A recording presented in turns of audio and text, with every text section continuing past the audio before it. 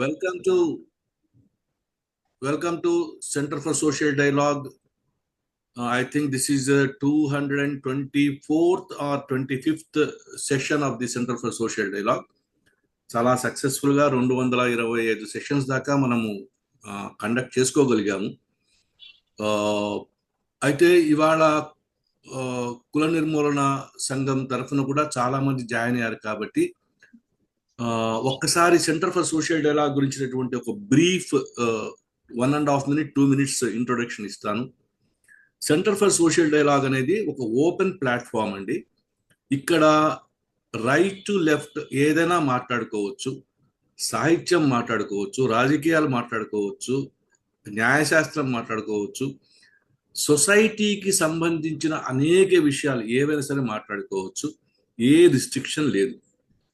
అయితే ideological పర్స్పెక్టివ్లో right to left మీరు ఏదైనా మాట్లాడుకోవచ్చు, ఏదైనా ప్రజెంట్ చేయొచ్చు. కానీ అల్టిమేట్గా ఎయిమ్ ఏంటంటే సొసైటీలో are we in a position to cause at least a move, ఒక inch forward in a better society. ఇది బేసిక్గా దీని వెనకాల ఉన్నటువంటి కాన్సెప్ట్. ఇందులో ఇప్పటిదాకా మనం అనేక విషయాలు మాట్లాడుకున్నాం. రాజ్యాంగం మొదలుకొని చట్టాల దాకా ఇంకా అనేక ప్రస్తుత సమాజానికి సంబంధించినటువంటి అన్ని విషయాలు, వ్యక్తుల అనుభవాలు కూడా మాట్లాడుకున్నాం. అయితే ఈ అన్నింటి మధ్య మేము యాజ్ సెంటర్ ఫర్ సోషల్ డైలాగ్ను ఆర్గనైజ్ చేసేవాళ్ళుగా మేము చెప్తున్నది ఫస్ట్ నుంచి ఏంటంటే, మనకు right to freedom of expression అని ఒకటి ఉంది ఇండియన్ కాన్స్టిట్యూషన్లో. దాన్ని మనం ఏమంటామంటే ఆర్టికల్ 19 అంటాం. ఈ రైట్ టు ఫ్రీడమ్ ఆఫ్ ఎక్స్ప్రెషన్లో అనేక రైట్స్ ఉన్నాయి. అందులో ఒకానొక రైట్ ఏంటంటే, మీరు right to freedom of expression కాదు, దానికి కొన్ని కంట్రోల్స్ కూడా ఉన్నాయి. అంటే మనం అల్టిమేట్గా మాట్లాడేది మళ్ళీ ఇంకొక ఏమంటారంటే ఇంకొక సామాజిక డిస్టర్బెన్స్కి దారి తీయకూడదు. ఇది బేసిక్గా మనం చెప్తున్నటువంటి కాన్సెప్ట్. మనం పాజిటివ్గా కాంట్రిబ్యూట్ చేయకపోయినా పర్లేదు, కానీ దాని నుంచి నెగిటివ్గా కాంట్రిబ్యూట్ చేయక్కర్లేదు. ఇది మనం చెప్పేటువంటి బేసిక్ కంటెన్షన్. అలా అని ప్రొవొకేషన్ ఉండదా, మాటల మధ్యలో ప్రొవొకేషన్ లేకుండానే సమాజం ముందుకు పోతుందంటే అదేం చెప్పట్లేదు. ప్రొవొకేషన్ కూడా సఫిషియంట్ స్కోప్లో ఉంటే ఎప్పుడు హెల్దీగా ఉంటుంది, హ్యాపీగా ఉంటుంది. క్రిటిసిజం అనేది అవతల వాళ్ళని మార్పు కోసం ప్రయత్నం చేసేప్పుడు ఎప్పుడు ఇంకా గొప్పగా ఉంటుంది. ఇది విషయం. ఇక ఇవాటి అంశానికి వచ్చినట్టయితే మన ముందు డాక్టర్ డిఎల్ కృష్ణచంద్ గారు ఉన్నారు. డిఎల్ కృష్ణచంద్ గారు ఉన్నారు. కృష్ణచంద్ గారు కుల నిర్మూలన, కులాంతర వివాహాలు అనేటువంటి కార్యక్రమంలో 2 దశాబ్దాల పైన పనిచేస్తున్నట్టున్నారు కదా సార్? అవును సార్. వారు సెక్రటరీగా 10 సంవత్సరాలు అంతకుముందు కూడా సంఘంలో పూర్వీకులు ఉన్నారు కాబట్టి వారిని మీ బ్రీఫ్ ఇంట్రొడక్షన్ ఇవ్వండి సార్ అంటే వాడు నాకు 2 లైన్లు పంపించారు. అది వారి గొప్పతనం ఏంటంటే, he is the son of DLD Shankar Rao, grand son of freedom fighter Gandhian Franklin Ram Mohammad, general secretary కుల నిర్మూలన సంఘం, ట్రెజరర్ ఏఈఓ బిడిపిఓ. ఇదే ఈ 3 ముక్కలు పంపించారు నాకు. సో అది వారి గొప్పతనం. ఎంత తక్కువగా చెప్పుకుంటే మనుషులు అది వారి గొప్పతనంగా భావిస్తాం మనం. సో ఈ కుల నిర్మూలనలో కులాంతర వివాహాలు అనేవి ఏ రకమైన పాత్ర పోషిస్తాయి అనేటువంటిది, తర్వాత వాటి నెసెసిటీ ఏమిటి, వాటి అవసరం ఏంటి, వాటి యొక్క ఎక్స్టెంట్ ఏమిటి, ఇది తెలుసుకోవడానికి ఆ పోరాటంలో ఉన్నటువంటి సమస్యలు ఏమిటి అనేవి కూడా మనం ఇప్పుడు ప్రస్తుతం తెలుసుకునేటువంటి ప్రయత్నం చేద్దాం. మన డిఎల్ కృష్ణచంద్ గారు, వారి మిత్రులు కూడా చాలా మంది ఉన్నారు కాబట్టి వెల్కమ్ కిషన్ చంద్ గారు. ఇప్పుడు నౌ 6:10 అవుతోంది. You have a time up to 7 o'clock. You can explain your experiences, మీ అనుభవాలు చెప్పొచ్చు, మీ సజెషన్స్ చెప్పొచ్చు, భవిష్యత్తులో మీ కార్యాచరణ కూడా చెప్పొచ్చు.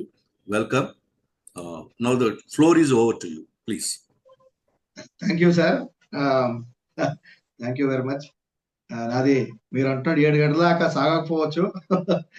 సో బ్రీఫ్ గా ఏంటంటే, సమాజం నేనైతే అంటే నేను మీకు ఆల్రెడీ చెప్పిన దాంట్లో ఏంటంటే, అంబేద్కరిజం థాట్ లోంచి కులాంతర వివాహాలు, సమానత్వం, ఇవన్నీ విడివిడిగా చాలా మంది మాట్లాడుకుంటున్నా, అంబేద్కరిజం కులాంతర వివాహాల గురించి ఏం చెప్తున్నా. సో అంబేద్కరిజం కులాంతర వివాహాలు స్వేచ్ఛ, సమానత్వం, సౌభ్రాతృత్వము, న్యాయము అనే ప్రాతిపదిక ఎందుకు ఆయన అనిహిలేషన్ ఆఫ్ క్యాస్ట్ రాశారు, దానికి పూర్వ చరిత్ర ఏంటి, ఆయన ఎక్కడి దాకా వెళ్ళాడు అదంతా చెప్పుకురావడానికి అనే దాని మీద చూసుకొస్తూ కులాంతర వివాహాలు అనే దగ్గరికి వస్తాం మనం.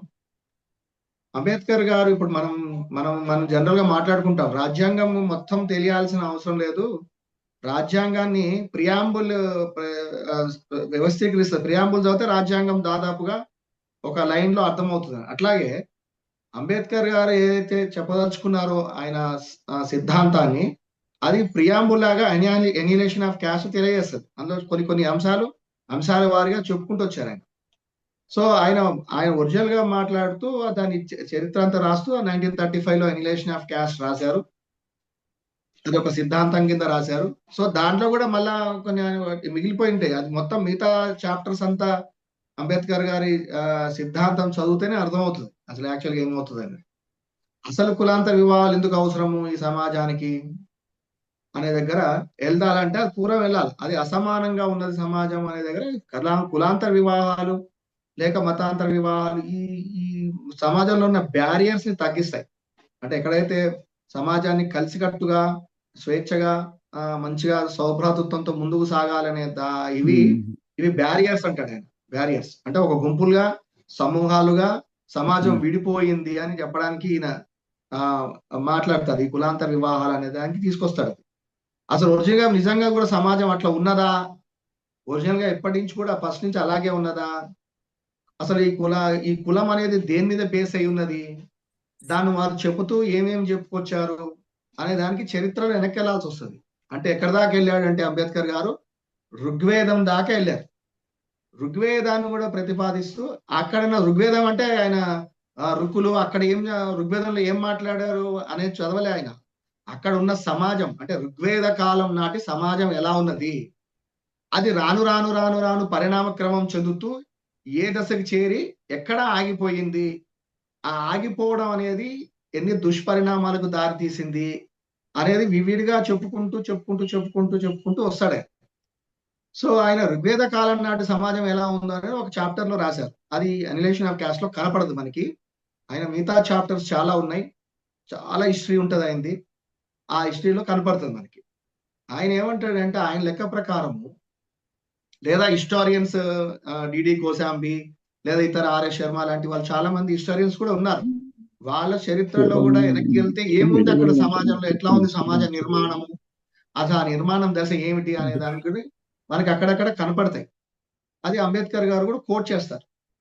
ఆయన చెప్తూ ఏమన్నాడంటే ఆనాటి కాలంలో ప్రజలు అంటే ప్రపంచం మొత్తము అనాగరికత నుంచి నాగరికత ప్రపంచం వైపు పరిణామం చెందుతున్న కాలంలో ప్రపంచం మొత్తం కూడా ఈ దశ దాటింది అంటాడు ఆయన. ఏంటి, మూడు రకాల ప్రజలు ఉంటారు, అప్పుడు ఉన్నారు. అక్కడ ఆ పాశ్చాత్య దేశాలు కూడా ఈ డెవలప్మెంట్ అంటే ఈ నాగరిక ప్రపంచం ఉన్నది. ఏంటది, ఒకటి ఇంటెలెక్చువల్స్ అంటాడు, సమాజంలో కొంతమంది ఇంటెలెక్చువల్స్ గా ఎదుగుతారు.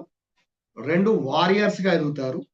3 కామన్స్ గా ఉంటారు. అంటే ఈ 2 వాళ్ళు కానీ కామన్ పీపుల్ గా ఉంటారు. అది వేద కాలంలో మన సమాజంలో కూడా ఆ వ్యవస్థ ఉండింది అని చెప్పడానికి ఆయన ఆ చరిత్ర దాకా వేదాన్ని ఒక హిస్టరీ లాగా అక్కడ ఉన్న దాన్ని సాక్ష్యం లాగా చూపిస్తాడు ఆయన. అప్పుడున్న కాలంలో కూడా మన వ్యవస్థ అంటే కుల వ్యవస్థకి ముందు వర్ణ వ్యవస్థ ఉండేది అనేది ఆయన ఉద్దేశం. మనందరికీ తెలిసిన విషయమే, వర్ణ వ్యవస్థ కూడా ఉన్నది ఈ సమాజంలో అని. సో వర్ణ వ్యవస్థ చాతుర్వర్ణ వ్యవస్థగా లేదు, త్రైవర్ణ వ్యవస్థగా ఉన్నది. మొదట్లో అంటే 3 వర్ణాలే ఉన్నాయి. ఏమిటా వర్ణాలు, బ్రాహ్మణ, క్షత్రియ, వైశ్య. ఈ 3 వర్ణాలు దేన్ని మనకి తెలియజేస్తుంది సమాజాన్ని అంటే, బ్రాహ్మణుల్ని ఇంటెలెక్చువల్స్ కింద చూపిస్తోంది. మనం జనరల్ కింద చెప్పుకున్నాం, ప్రపంచంలో కూడా అన్ని చోట్ల ఇది ఉంటది. ఇంటెలెక్చువల్స్ అనేది కొంతమంది ఉంటారు. ఈ క్షత్రియ వారియర్స్ కింద చూపిస్తుంది, అంటే సమాజాన్ని కొంచెం రక్షించే భాగం కింద ఉంటది. మిగతా వాళ్ళు వైశ్యులు. ఈ విశ్వ అనే శబ్దం నుంచి వైశ్యులు అనే వాళ్ళు వచ్చారు. ఈ వైశ్యుల ద్వారా విస్తృతంగా, వైశ్యులు అంటే విస్తృతంగా ఉన్న వాళ్ళు వైశ్యులు అనే వాళ్ళు ఆ ధాతువులు ఎప్పుడైతే వీళ్ళు సమాజంలో ఉన్నప్పుడు వాళ్ళు డిక్షనరీ రాసుకున్న నిరూక్తము అంటారు. ఈ భాషను డెవలప్ చేసుకునే కొద్దీ ఒక్కొక్క పదానికి ఒక్కొక్క అర్థం ఇచ్చుకున్నారు.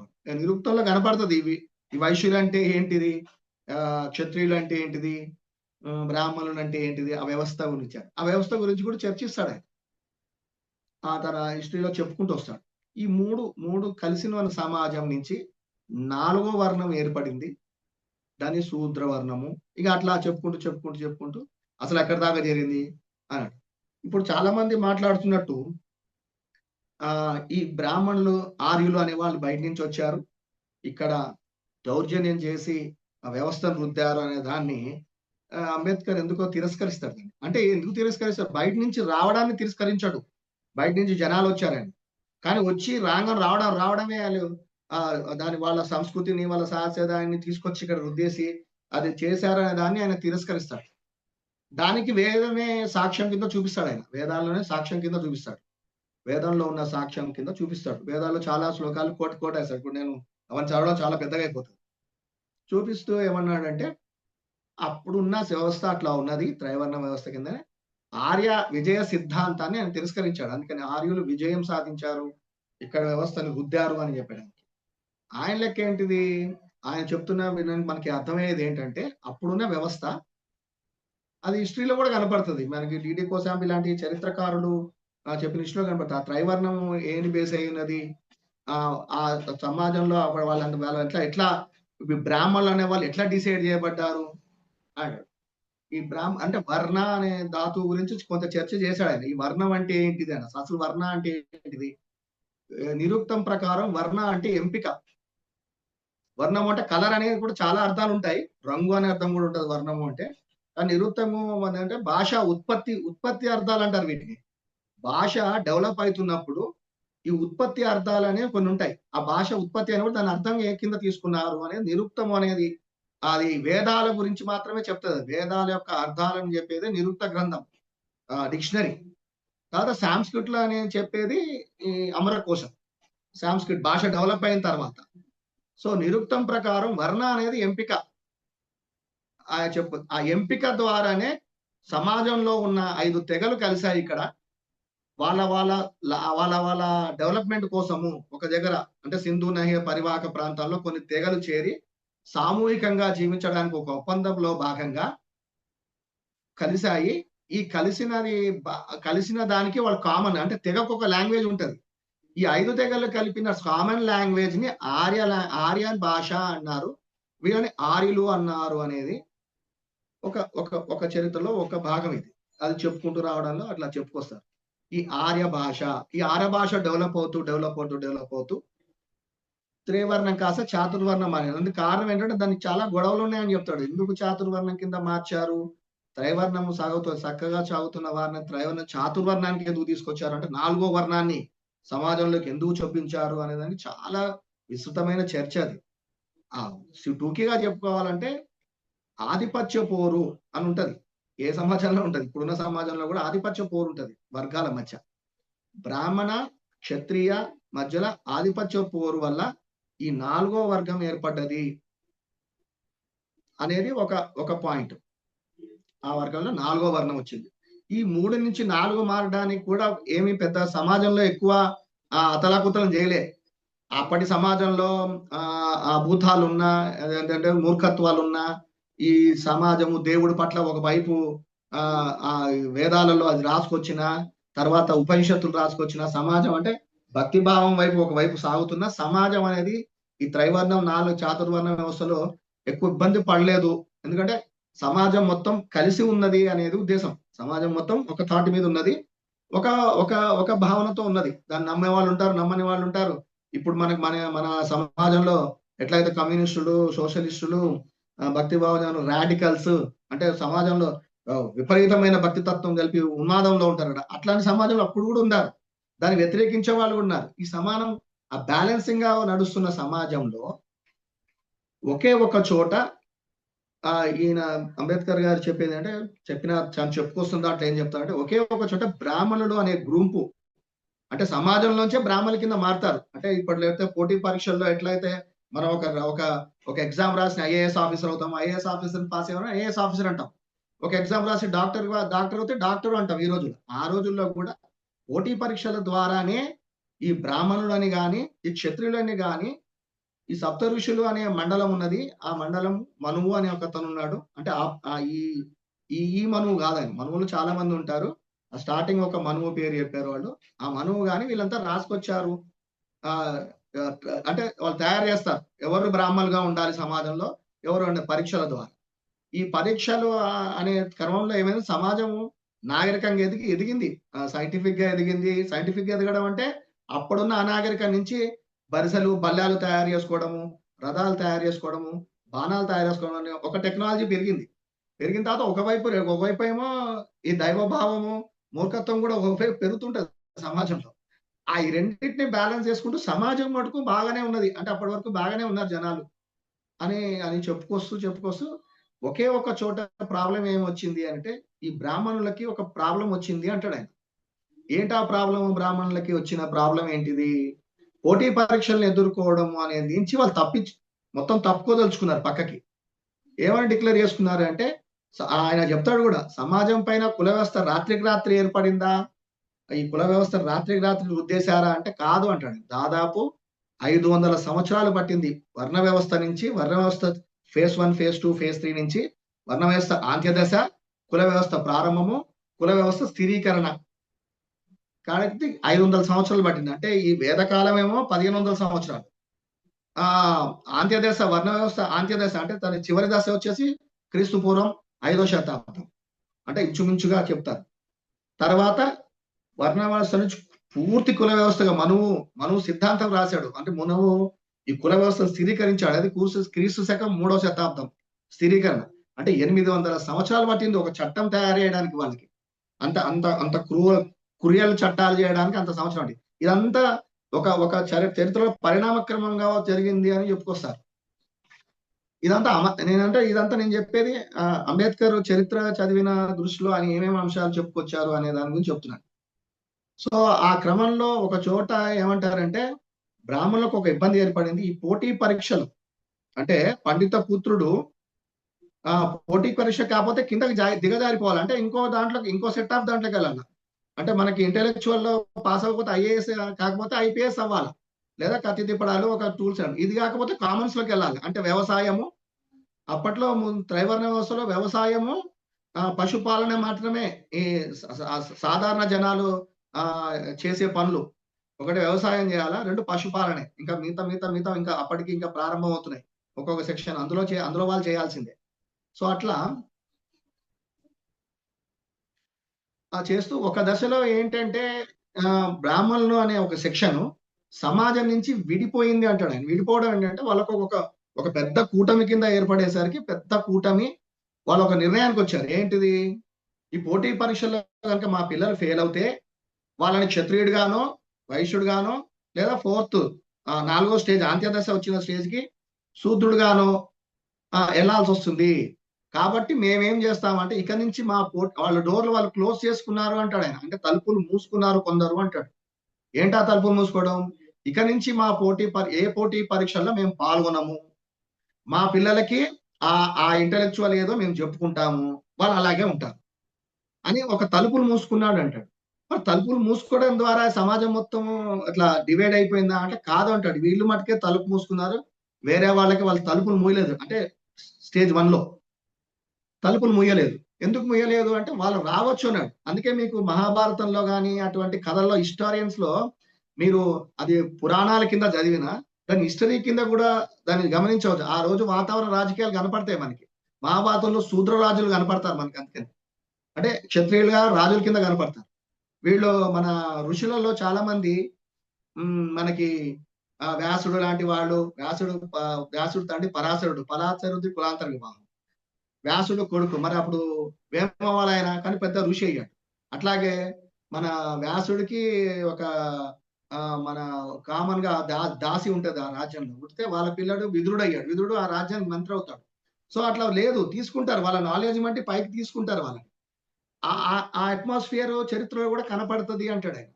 సో అక్కడి నుంచి క్లోజ్ చేస్తూ ఏమంటే ఒక దశలో ఈ క్లోజ్ అయిపోవడం వల్ల, డోర్ క్లోజ్ చేయడం వల్ల జరిగిన పరిణామం ఏంటిదంటే ఆ సమాజంలో బ్రాహ్మణ సమాజం ముఖ్యంగా అక్కడి నుంచి స్టార్ట్ చేస్తే గానీ మనకి కులాలు ఎందుకు దడి కట్టుకునే విధానం వస్తుందని మనకు అర్థమవుతుందని దాని గురించి చెప్తున్నాను. వాళ్ళు క్లోజ్ చేసుకున్న తర్వాత దాన్ని ఏం చేయాలా? ఇప్పుడు మనం ఏదైనా ఒక మనం గ్రూప్ లో ఒక సిద్ధాంతం తయారు చేసుకుని మనం ఇట్లాగే ప్రవర్తించాలి, ఈ నియమాలతో ప్రవర్తించాలని కొన్ని నియమాలు ఏర్పాటు చేసుకోవాలి. అది ఏదైనా కానీ ఏ సిద్ధాంతం మనం ప్రచారం చేయకుండా చేయాలనుకున్న కొన్ని నియమాలు ఏర్పరచుకున్నారు. అట్లా బ్రాహ్మణులు ఒక కూటమి కింద ఏర్పడి కొన్ని నియమాలు ఏర్పరచుకున్నారు. ఏంటిది అది? వాళ్ళు ఫస్ట్ స్టార్టింగ్ లో చేసింది ఏంటంటే భోజన సంబంధాలు కట్ చేసుకున్నారు. అంటే వాళ్ళంతట వాళ్ళు ఇప్పుడు సమాజంలో అప్పటి వరకు అన్ని సెక్షన్ ఆఫ్ పీపుల్ కలిసిమెలిసి ఉండేవాళ్ళు. ఇతరులతో భోజన సంబంధాలు కట్ చేసుకున్నారు. ఇతరులతో వివాహ సంబంధాలు కట్ చేసుకున్నారు. అంటే బ్రాహ్మణులుగా ఉన్నారు, మనలో మనమే వివాహాలు చేసుకోవాలి, మనలో మనమే చుట్టరికాలు, భోజన సంబంధాలు అంటే చుట్టరికాలు, రాకపోకలు జరుపుకోవాలి అనే సెక్షన్ ఒక తయారైంది. దీన్ని చూసి కొంతకాలానికి క్షత్రియులు కూడా అనుకరణ సిద్ధాంతంలో భాగంగా సమాజం ఎప్పుడు అనుకరిస్తుంది అనేది అంబేద్కర్ చెప్పిన పాయింట్లలో ఒక పాయింట్. అది సమాజం ఎప్పుడు పైనున్న వాళ్ళని అనుకరిస్తుంది అంటాడు ఆయన. అదొక చాలా చాలా బలమైన ప్రతిపాదన చేస్తాడు. అనుకరణ సిద్ధాంతం అని దాని గురించి చాలా చెప్తాడు ఆయన. సో ఈ బ్రాహ్మణులు అనే వాళ్ళ ఒక ఇది క్షత్రియులు అనుకరించారు, క్షత్రియుల తర్వాత వైశ్యులు అనుకరించారు. ఈ నాలుగో వాళ్ళకి అనుకరించడం ఉండదు, వాళ్ళని ఫాలో అవ్వడమే ఉంటది. అంటే వాళ్ళు డోర్ క్లోజ్ చేసుకోలేదు, ఎందుకంటే వాళ్ళకి పైకి వెళ్ళాలి తప్ప కిందికి వెళ్ళేది ఉండదు. అంచెజులు కానీ నాలుగురు కానీ ఈ ముగ్గురు మూసేసుకున్నారు. అందుకే ఆయన ఒక చోట ఏమన్నాడంటే అంబేద్కర్, కొందరు తలుపులు మూసుకున్నారు, కొందరికి తలుపులు మూసుకోవాల్సి వచ్చిందండి. అని కింద వాళ్ళకి ఏం తప్పదు, ఇక వాళ్ళంతా వాళ్ళు మూసుకోవాలి తలుపులు. సో అట్లా ఆ భాగంలో భాగంగానే తమ తమ తమ ఉనికిని కాపాడడానికి, అంటే బ్రాహ్మణులు అనే ఒక సెక్షన్ ని ఒక పెద్ద సమూహాన్ని కాపాడుకోవడానికి తమ పిల్లల్ని ఇంకో దాంట్లోకి పంపించడం ఇష్టం లేక ఒక ఒప్పందం ప్రకారం ఒక సెక్షన్ ఆఫ్ పీపుల్ ఒక నిర్ణయానికి వచ్చి, మేము తలుపులు మూసుకొని ఇక నుంచి అది కొనసాగాలి అంటే ఒక కఠినమైన నిర్ణయాలు తీసుకున్నారు అని వస్తుంది. ఈ కఠినమైన నిర్ణయాల ద్వారానే అంతవరకు సమాజంలో మీకు పూర్వం ఇంకా కనపడితే అందరూ, ఇప్పుడు అరుంధతి ఇప్పటి లెక్కలు, కుల వ్యవస్థ లెక్కల ప్రకారం మాదిగ జాతి కన్య, అసలు మాదిగ జాతి అనే లేదు అప్పట్లో.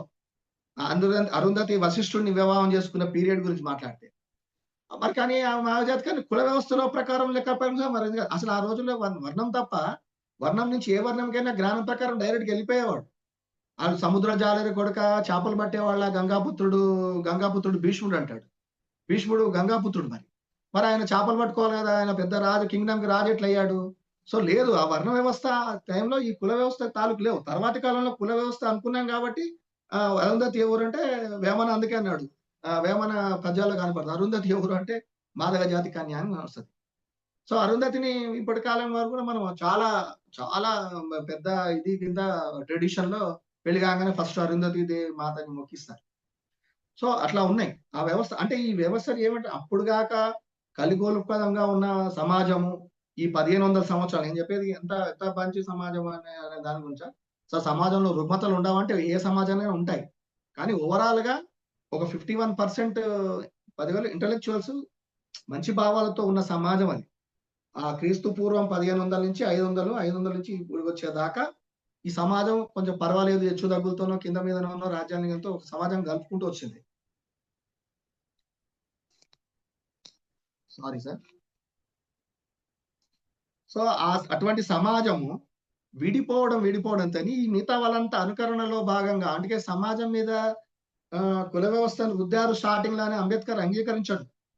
ఎందుకంటే అనుకరణలో భాగంగానే వీళ్ళంతటి వీళ్ళు ఎవరిది వాళ్ళు విడిపోయారని అంబేద్కర్ గారి అభిప్రాయం ఈ అనుకరణ సిద్ధాంతంలో భాగంగా.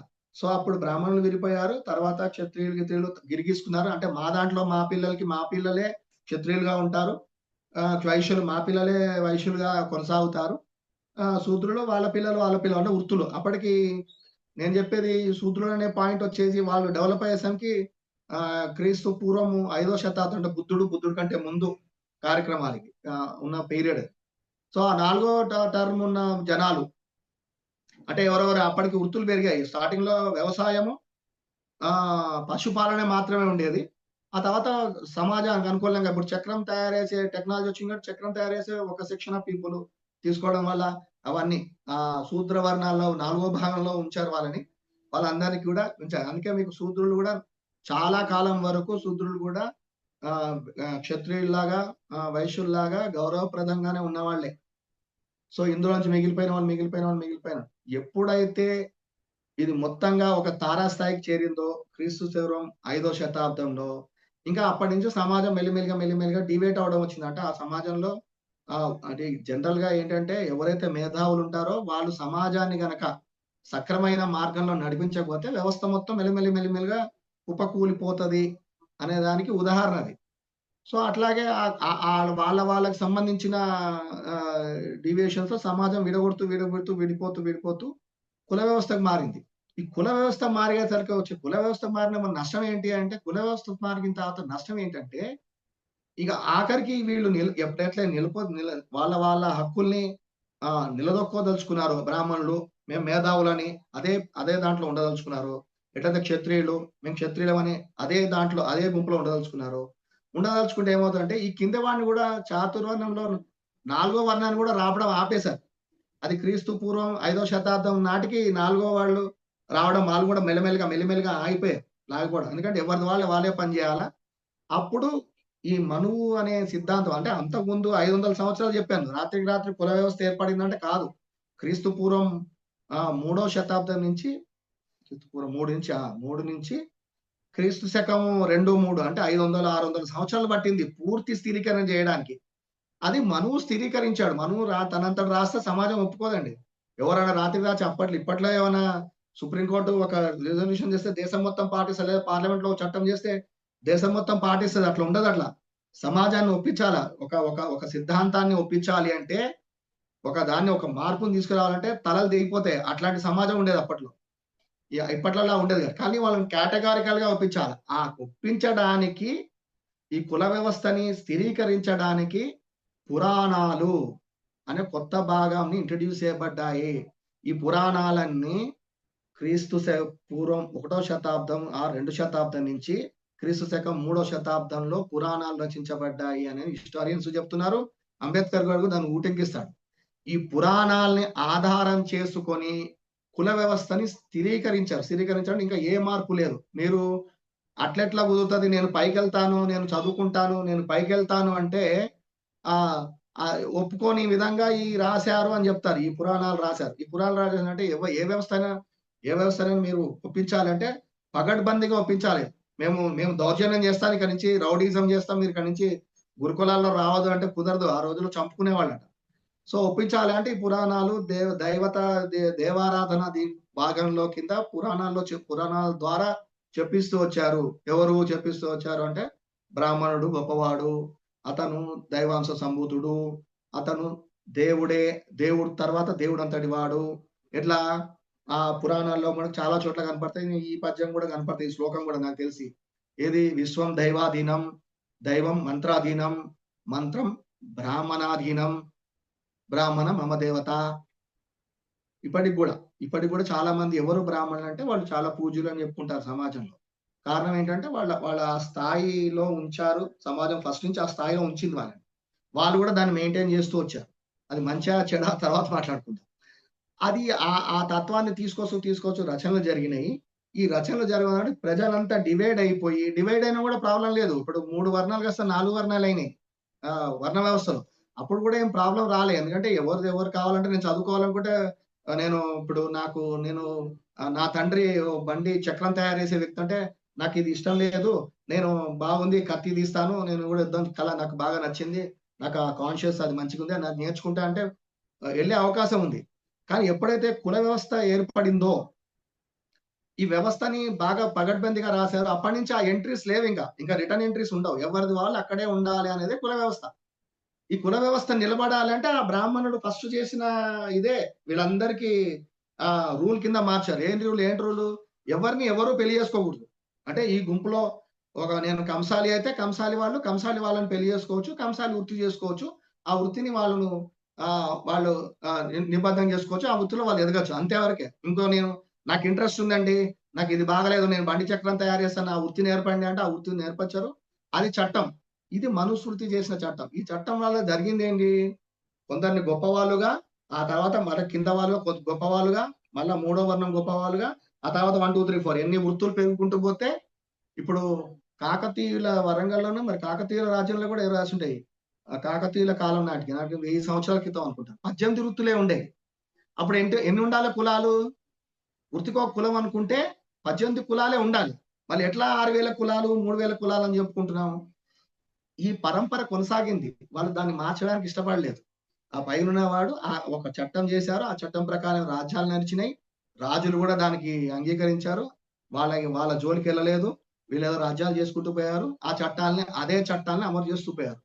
ఎంతలాగా చట్టాలు అమలు చేస్తూ పోతారంటే, ఒక బ్రాహ్మణుడు హత్య చేస్తే ఒక వరాహతోనో ఒక దీంతోనే ఆయనకి పరిష్కారం అయిపోతుంది. అదే ఒక శూద్రుడు హత్య చేస్తే అతను శిరోముండనం అంటే తల నరికేస్తారు. అంటే చట్టాల్లో కూడా ఆంతర్యాలు తీసుకొచ్చారు. అది మనుస్మృతి. ఈ చట్టాల ఆంతర్యాలు మనుషుల్ని తొక్కేయడము, ఈ మనుషుల్లో హెచ్చు తగ్గులను పాటింపజేయడము, ఈ పాటింపజేయడం ద్వారా వాళ్ళని సమాజాన్ని వెనక్కి నెట్టడము. ఆ సూత్రంలోంచే ఇంకా పుట్టినాయి ఆంత్యజుడు, ఇప్పుడు అన్టచబుల్స్ వచ్చారు, అందులోంచే వచ్చారు. ఆ వ్యవస్థలో ఎక్కడో చోట వచ్చారు. నేను అది మిస్ అయినట్టున్నాను పాయింట్ చెప్పడం. ఆ చాతుర్ణం నుంచి 4వ నుంచి 5వ వర్ణం ఏర్పడింది, అందులోంచి బయటకు వచ్చారు. సమాజం పోనీ దీని గురించి సమాజం కొట్లాడలేదా, దీని మీద ఎవరు మాట్లాడలేదా అంటే మాట్లాడారు ఆ దశలో. కానీ వాళ్ళ బలం అప్పుడు తక్కువే, ఈ రోజు కూడా తక్కువే. కులాల వ్యవస్థ సరైనది కాదు అని ఇప్పటికీ దేశంలో కూడా ఎంతమంది 1% ఆర్ 2% మాట్లాడతారు. ఆ రోజుల్లో కూడా దానికి వ్యతిరేకంగా లోకాయుతులు మాట్లాడారు, చార్వాకులు మాట్లాడి ఈ వ్యవస్థ సరైనది కాదు మాట్లాడారు. మీరు చెప్తున్నది ఏది ఆధారం? ఎందుకంటే ఆ చర్చలు జరిగేవంట ఆ రోజుల్లో. ఇప్పుడు అదే కాలంలో నేను ఒక పీరియడ్ చెప్తాను. ఈ పురాణాలు ఇవి ఏవైతే ఉన్నాయో మన ఏది ఉపనిషత్తుల కాలంలో 6 దర్శనాలు అంటే షడ్ దర్శనాలు అనేవి కూడా నడిచినాయి. అవి కూడా రాశారు. షడ్ దర్శనాల్లో దైవ భావానికి దూరంగా జరుగుతూ కపిలుడు ఒకటి రాశాడు సిద్ధాంతము, కపిల మహర్షి. అట్లా దైవ భావానికి దూరం జరుగుతుంది. చక్రదత్తు సిద్ధేంద్ర యోగి అష్టాంగ యోగం రాశాడు.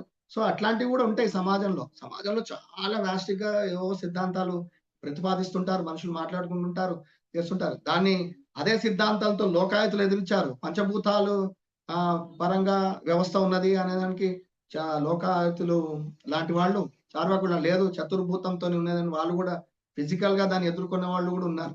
ఈ వ్యవస్థ సరిగ్గా లేదని చెప్పిన వాళ్ళు. బుద్ధుడైతే అసలు మొత్తానికే తిరస్కరించాడు. మీరు చెప్తున్న వర్ణ వ్యవస్థ లోపభూయిష్టమైందని చెప్పాల్సి వచ్చింది. ఆయన కుల వ్యవస్థ తెలియదు, అందుకే ఆయన వర్ణ వ్యవస్థ గురించి మాట్లాడతాడు. బుద్ధుడు టైంకి ఆంత్యదశ అంటే లాస్ట్ స్టేజ్ ఆఫ్ వర్ణ వ్యవస్థ నడుస్తుంది. అందుకే బుద్ధుడికి వర్ణ వ్యవస్థ తెలుసు. అందుకే ఇంకోటి ఏంటంటే బుద్ధుడికి ఈ రాముడు కృష్ణుడు అనేవి తెలియదు. ఆయన వర్ణ వ్యవస్థ ఈ వేదకాలం. అందుకే ఆయన మాటల్లో ఎక్కడ కూడా బౌద్ధంలో చరిత్రకాలు చెప్పిన ప్రకారం అంతకు ముందున్నది ఏంటిది, వేదాలు ఉన్నాయి, ఉపనిషత్తులు ఉన్నాయి. ఉపనిషత్తుల గురించి మాట్లాడాడు బుద్ధుడు. వేదాల గురించి మాట్లాడుతూ అది సరైనవా కాదా అని చర్చలు జరిగినాయి ఆయన పుస్తకాల్లో, ఆయన రచనల్లో. ఈ దేవతలు లేరు ఆయన, కానీ ఈయనకు తెలియదు దేవతల రచనలు తర్వాత జరిగినాయి అంటారు. అంటే బుద్ధుడు కాలం తర్వాత వచ్చిన రచనలు. ఈ దేవతల రచనలు ఎందుకు వచ్చినాయి అంటే ఈ స్థిరీకరించడానికి ఏదైతే వ్యవస్థ వీళ్ళు అనుకుంటున్నారో, ఏదైతే వాళ్ళు వదులుకోదలుచుకోలేదో వాళ్ళ ఏదైతే వాళ్ళ వర్గాల యొక్క ప్రయోజనాలు వదులుకోదలుచుకో వాళ్ళంతా రచించారు అని చెప్పుకొస్తారు. సో ఇంత కాంప్లెక్స్ ఉన్న సమాజంలో ఇప్పుడు దీన్ని సమాజాన్ని తిరిగి మళ్ళీ ఆ స్థాయికి తీసుకెళ్ళాలి అంటే 2 పరిష్కారాల కింద అంబేద్కర్ మాట్లాడతాడు. ఏంటి అసలు ఫస్ట్ ఆఫ్ ఆల్ ఏంటిది సమాజంలో కావాల్సింది, పుట్టిని ఏంటి, బతికున్న మనిషికి ఇతను బతికున్నాడు అని చెప్పడం ముఖ్యమా, ఆత్మగౌరవంతో బతకాలి అనేది ముఖ్యమా? అంటే బతుకుండడానికి సాక్ష్యము బతుకుండడం కాదు అంటాడు. అంటే బతకడానికి మనిషి బతికున్నాడు అని చెప్పడం కాదు, ఆత్మగౌరవంతో మనుషులు బతకాలి. ఈ ఆత్మగౌరవం అనేది కుల వ్యవస్థ మొత్తం ఫస్ట్ వేటేసింది. ఎందుకు వేటేసింది? ఒక వృత్తిని ఇచ్చారు, దానికి ఒక గౌరవం కూడా ఇచ్చారు. వాడు ఈ వృత్తినిస్తే పర్లే, వృత్తినిస్తే సరే ఆ వృత్తి చేసుకున్నాడు కదా అంతే గౌరవం. కంసాలు చేసే వృత్తి కంటే పశుపాలన చేసే వృత్తి గౌరవమైనది, పశుపాలన కంటే ఖడ్గం తిప్పే వృత్తి ఇంకా గౌరవమైనది. ఆ స్టేజ్ అంటే వృత్తినిస్తారు, వృత్తికి గౌరవాన్ని కూడా ఇస్తారు. సో గౌరవంగా బతకడం అనే దగ్గర వృత్తి అడ్డుపడుతున్నది. ఈ కుల వ్యవస్థలో వృత్తి అంటాడు ఫస్ట్, దాన్ని దెబ్బతీయాలంటాడు, దాన్ని కట్టాలంటే కొట్టాలంటే నేను ఏ వృత్తి చేసుకున్నా సరే గౌరవమే కదా. నేను చీపురు గురించి రోడ్డు ఉడుస్తా, నాకు అది కూడా గౌరవమే కదా. ఆ గౌరవాన్ని ఎందుకు తీసేశారు? ఒక సమాజంలో పేపర్ పెట్టి పెన్ పెట్టి పేపర్ మీద రాస్తే గౌరవం ఇచ్చినప్పుడు, చీపురు పెట్టి సమాజాన్ని బాగు చేసేవాడికి కూడా అంతే గౌరవం ఉండాలి కదా. ఆ గౌరవాన్ని ఎందుకు తగ్గించారు? ఇది కుల వ్యవస్థలో ఉన్న ఒక మైనస్ పాయింట్.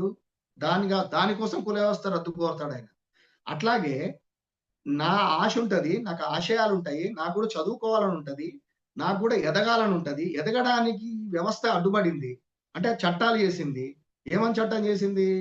నువ్వు పలానా దాంట్లో ఉంటే పలానా దాంట్లోనే ఉండాలి, మారడానికి లేదు. లేదు లేదు ఒకటి, గౌరవం లేదు ఒకటి. నీకు పలానా దాంట్లో పలానా కులంలో ఉంటే ఆ పలానా గౌరవము ఆ పలానా కులం వృత్తి చేసుకోవాలి. ప్లస్ నీకు ఆదాయం లేదు, పోనీ ఏమన్నా బతిగ్గా మంచిగా బతకగలుగుతానా, బట్ట కట్టి షర్ట్ వేసుకొని పోన్లే పోతే పోయింది, నేను గౌరవంగా అందరిలాగా అందరూ పై పని చేస్తే నేను కూడా పై పని చేసుకుంటాను, ఆ ధోతి కడితే నేను కూడా ధోతి కడతానా అంటే అది కూడా కుదరదు. దానికి కూడా ఇది ఏ వృత్తులకు ఏ బట్టలు కట్టుకోవాలనే స్థాయి దగ్గర నుంచి ఆ వ్యవస్థ అది స్థిరీకరించబడింది. ఈ మొత్తం వ్యవస్థని తిరగదోడాలి అంటే ఏం చేయాలి?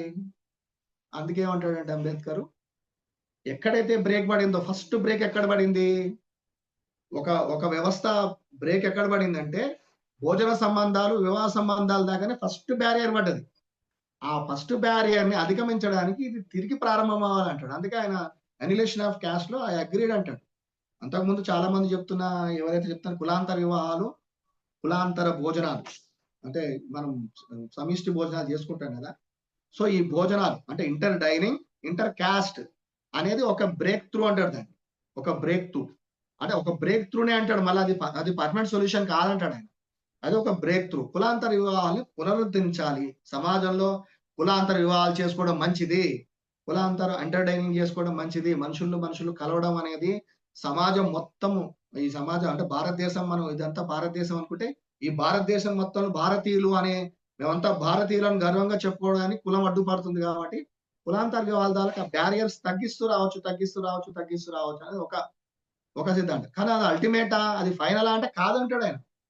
కులాంతర వివాహాలు కుల కుల నిర్మూలనకు సోపానాలు, అంటే దారి వేస్తాయి. మొదటి మెట్టు లేదా 2 మెట్టు 3 మెట్లు వేస్తాయి. రెండో చెప్పాడండి, ఎక్కడైతే కుల వ్యవస్థని స్థిరీకరించడంలో, అంటే కుల వ్యవస్థ ఇది సక్రమమైనది అని స్థిరీకరించడంలో ఏవేవైతే పురాణాలు మొత్తం కాదు, పురాణాల్లో ఎక్కడెక్కడైతే కుల వ్యవస్థ కరెక్టు అని అన్నారో దాని అథెంటిసిటీ, అంటే దాని ప్రాతినిధ్యం ఏంటి దాని యొక్క గొప్పతనము, అది ఎక్కడి నుంచి ఉంది? ముందు నుంచి ఉందా? అది ప్రకృతి పరమైందేనా? అది ఈనాటి సమాజానికి పనికొస్తుందా? ఆ లెవెల్లో మతాన్ని ప్రశ్నించాలి. అందులో ఉన్న మొత్తం కుల వ్యవస్థకు సంబంధించిన ఏ పురాణాల్లో రాశారో ఆ పురాణాలు మొత్తం ప్రశ్నకు అర్హత పొందాలి, వాటిని తగ్గించాలి. అది గొప్ప విషయం కాదు, ఆ పురాణాల్లో చొప్పించారు. ఈ ఈ ఒక వర్గము కావాలని అంతకు ముందు లేని దాన్ని దీంట్లోకి చొప్పించారు అనే దాన్ని తేటతెల్లమయ్యేటట్టు ప్రజలు వివరించాలి అంటాడు. అప్పుడు ప్రజలు ఏం చేస్తారంటే ఇటువంటి అహేతుకమైన అనైతికమైన కుల వ్యవస్థని ఉంచుకుంటామా, లేదా మార్చమేస్తామా, లేదా మొత్తానికే మతాన్ని పక్కకు జరుపుతామని ప్రజలే అంతిమ నిర్ణయాధికారులు. మనం కాదంటాడు, ఆ మాట కూడా అంబేద్కరే చెప్తాడు.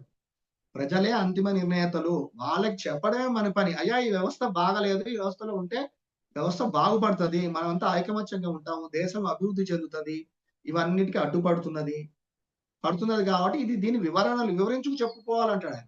కులాంతర వివాహాలు ఒకవైపు చేస్తూ, కులాంతర వివాహాల పట్ల ప్రజల్లో మంచి వాతావరణం క్రియేట్ చేస్తూ, కులాంతర వివాహాలు పర్వాలేదు చేసుకుంటే ఏమిటి, మనుషులు మంచివారైతే చాలు. అటువంటి, ఇప్పుడు మనం మామూలుగా కూడా ఏదైనా మన కులంలోనే పెళ్లి చేయించాలనుకున్నాం, ఒకరి కులం ఉంది వాళ్ళ కులంలోనే పెళ్లి చేయాలనుకున్నాం, ఏం చూస్తాం మనం?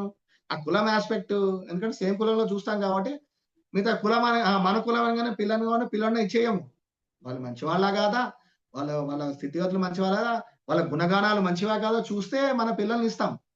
అట్లాగే కులాంతర వివాహాల్లో కూడా మీరు అన్ని చూడొచ్చు, కులం బ్యారియర్ కావద్దు అనేది తీసుకురావాలి సమాజాన్ని.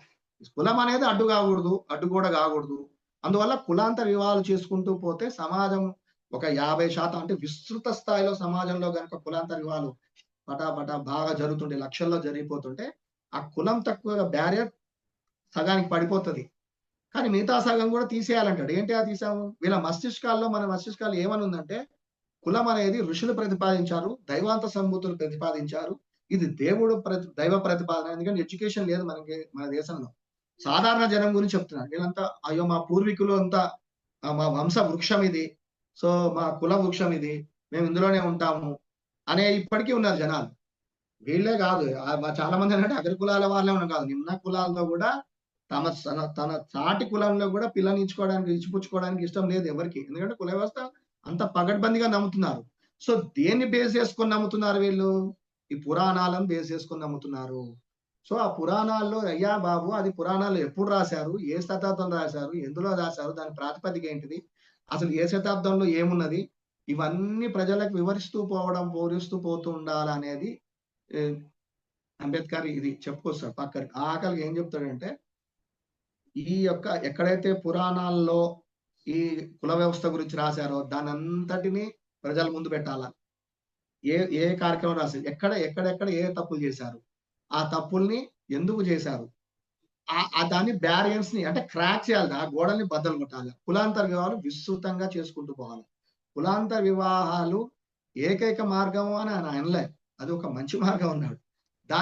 దానికి తోడు మతం యొక్క అంటే కులాన్ని ఎక్కడైతే బాగా చట్టంలో ఎరిగించి ప్రజలని భయభ్రాంతుల గురించి, లేదా ఇది నేను చెప్పలేదు, ఇది దైవం చెప్పిన మాట అని ఎక్కడైతే సిద్ధాంతాల్లో రాసుకుంటూ వచ్చారో అవన్నిటిని ప్రశ్నకు అర్హత చేయాలి, దాన్ని క్వశ్చన్ చేయాలి, పండితులు దాని గురించి చెప్పాలి, అది పండితుల్ని క్వశ్చన్ చేయాలి, ఇది తప్పు అని నిరూపించాలి. అది నిరూపించాలంటే ఈ సిద్ధాంతాలతో పాటు ముందున్న వ్యవస్థ, వర్ణ వ్యవస్థలో ఉన్న సిద్ధాంతాలు కూడా మనుషులకంతా తెలిసి ఉండాలి. ఫస్ట్ నుంచి అందరూ చెప్తారు, చాలా మంది అబద్ధాలు కూడా చెప్పిస్తారు. దాని ఏముంది, ఇది ఇప్పటి నుంచి లేదండి, వేదకాలం నుంచి, వేదకాలంలో అది లేదు అని చెప్పడానికి వేదాలు కూడా అర్థం చేసుకోవాలా, లేదా అంబేద్కర్ రచనలు చదవాలా, లేదా హిస్టారియన్స్ ఉన్నారు, అంబేద్కర్ ని ఇష్టం లేకపోతే హిస్టారియన్స్ ఉన్నారు. డిడి కోసాంబి లాంటి వాళ్ళు హిస్టరీ రాశారు, ఈ భారతదేశ చరిత్ర మొత్తం రాసుకొచ్చారు, ఏ కాలంలో ఎట్లా ఉంది పరిస్థితి అని, అప్పుడున్న సమాజం ఎట్లుంది అనేది. సో ఇవన్నీ చదువుకుంటూ ఇవన్నీ తెలియజెప్పే ఏమంటారు ఇంటలెక్చువల్సే ఈ సమాజాన్ని ఇప్పుడు కూడా. ఎప్పుడైతే పూర్వకాలం ఇంటలెక్చువల్స్ మాత్రమే సమాజాన్ని ఒక తాటి మీద తీసుకొచ్చారో, వర్ణ వ్యవస్థలో ఇంటలెక్చువల్స్ అంతా కలిపి అక్కడున్న తెగలందరినీ ఒప్పించి ఒక తాటి మీద తీసుకొచ్చారు. అందుకే సింధు నాగరిక ప్రాంతం, పరివాహక ప్రాంతంలో నాగరికత వెలివిరిసిందని చెప్తారు. వాళ్ళందరూ ఒక తాటి మీద తీసుకొచ్చి నువ్వు గుంపు నేను గుంపుగా విడిగుంటే లాభం లేదా, కలిసి పని చేయాలా, కలిసిగా ఎదగాల అనే దానిలో. అందుకే మీకు నాగరికత మన సౌత్ ఇండియాకి వెంట వచ్చేది నాగరికత అంతా సింధు నాగరికత చుట్టే నాగరికత కనపడుతుంది, తర్వాత స్ప్రెడ్ అవుతూ సౌత్ ఇండియాకి వచ్చింది. సో అట్లాగే ఈనాటి ఇంటెలెక్చువల్స్ కూడా పని అదే, కుల వ్యవస్థ సక్రమైందా కాదా చర్చలు చేసుకోవాలా, కులాంతర వివాహాలు ఎందుకు చేసుకోవాలి అంటే కులం ప్రాక్టికల్ లేకుండా గుణగణాల ప్రాతిపదికనే మనుషులు భోజన సంబంధాలు కానీ వివాహ సంబంధాలు కలుపుకోవాలి, గుణగణాల ప్రాతిపదికనే, నాది పుట్టుక ప్రాతిపదిక పెట్టాను. నీ కూటికి కులం లేదు, మంచినీటికి మతం లేదు, ఆ కూడు నీరు లేకపోతే ఎవరు బతకరు. ఇప్పుడు మతంతో ఇప్పుడు తగ్గిందమ్మా అలా. కానీ ఆ మత జాడ్యం అనేది ఎలా పెరుగుతుంది అనేది కొన్ని కులాల్లో, నేను కుల ప్రస్తావన చేస్తే కొంతమంది బాధపడచ్చు, నాకు తెలుసున్న 2 కులాల్లో ఒక కులమైన అదే అణగారి కులం అని చెప్పబడుతున్న ఆయన అదే అణగారిన కులంలో ఉన్న మరొక కులం అతన్ని పెళ్ళనివ్వడానికి నేను ఒప్పుకోలేదు. ఆయన అంటే అంటరానితనం పోవాలనేటువంటి 2 కులాల్లో ఒక కులమైన రెండో కులమైన అంటరానివాడిగా చూస్తున్నాడు. ఇది జాడ్యం, మనిషికి పట్టినటువంటి ఒక రోగం.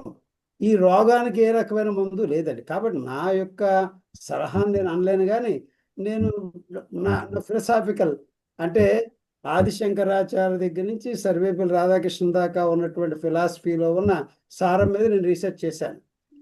ప్రతి వాళ్ళు కూడా కులం వద్దనేవాళ్ళే, కులం వద్దని బయటకు వచ్చి దద్దులు పెట్టిన వాళ్ళే లోపలికి వెళ్ళాక కులం బుట్టి తీస్తారు. ఈ కులం అనేది కొంత ఈ రోజున ఏమైపోయిందంటే ఒక కాలక్షేప కార్యక్రమం అయిపోయింది.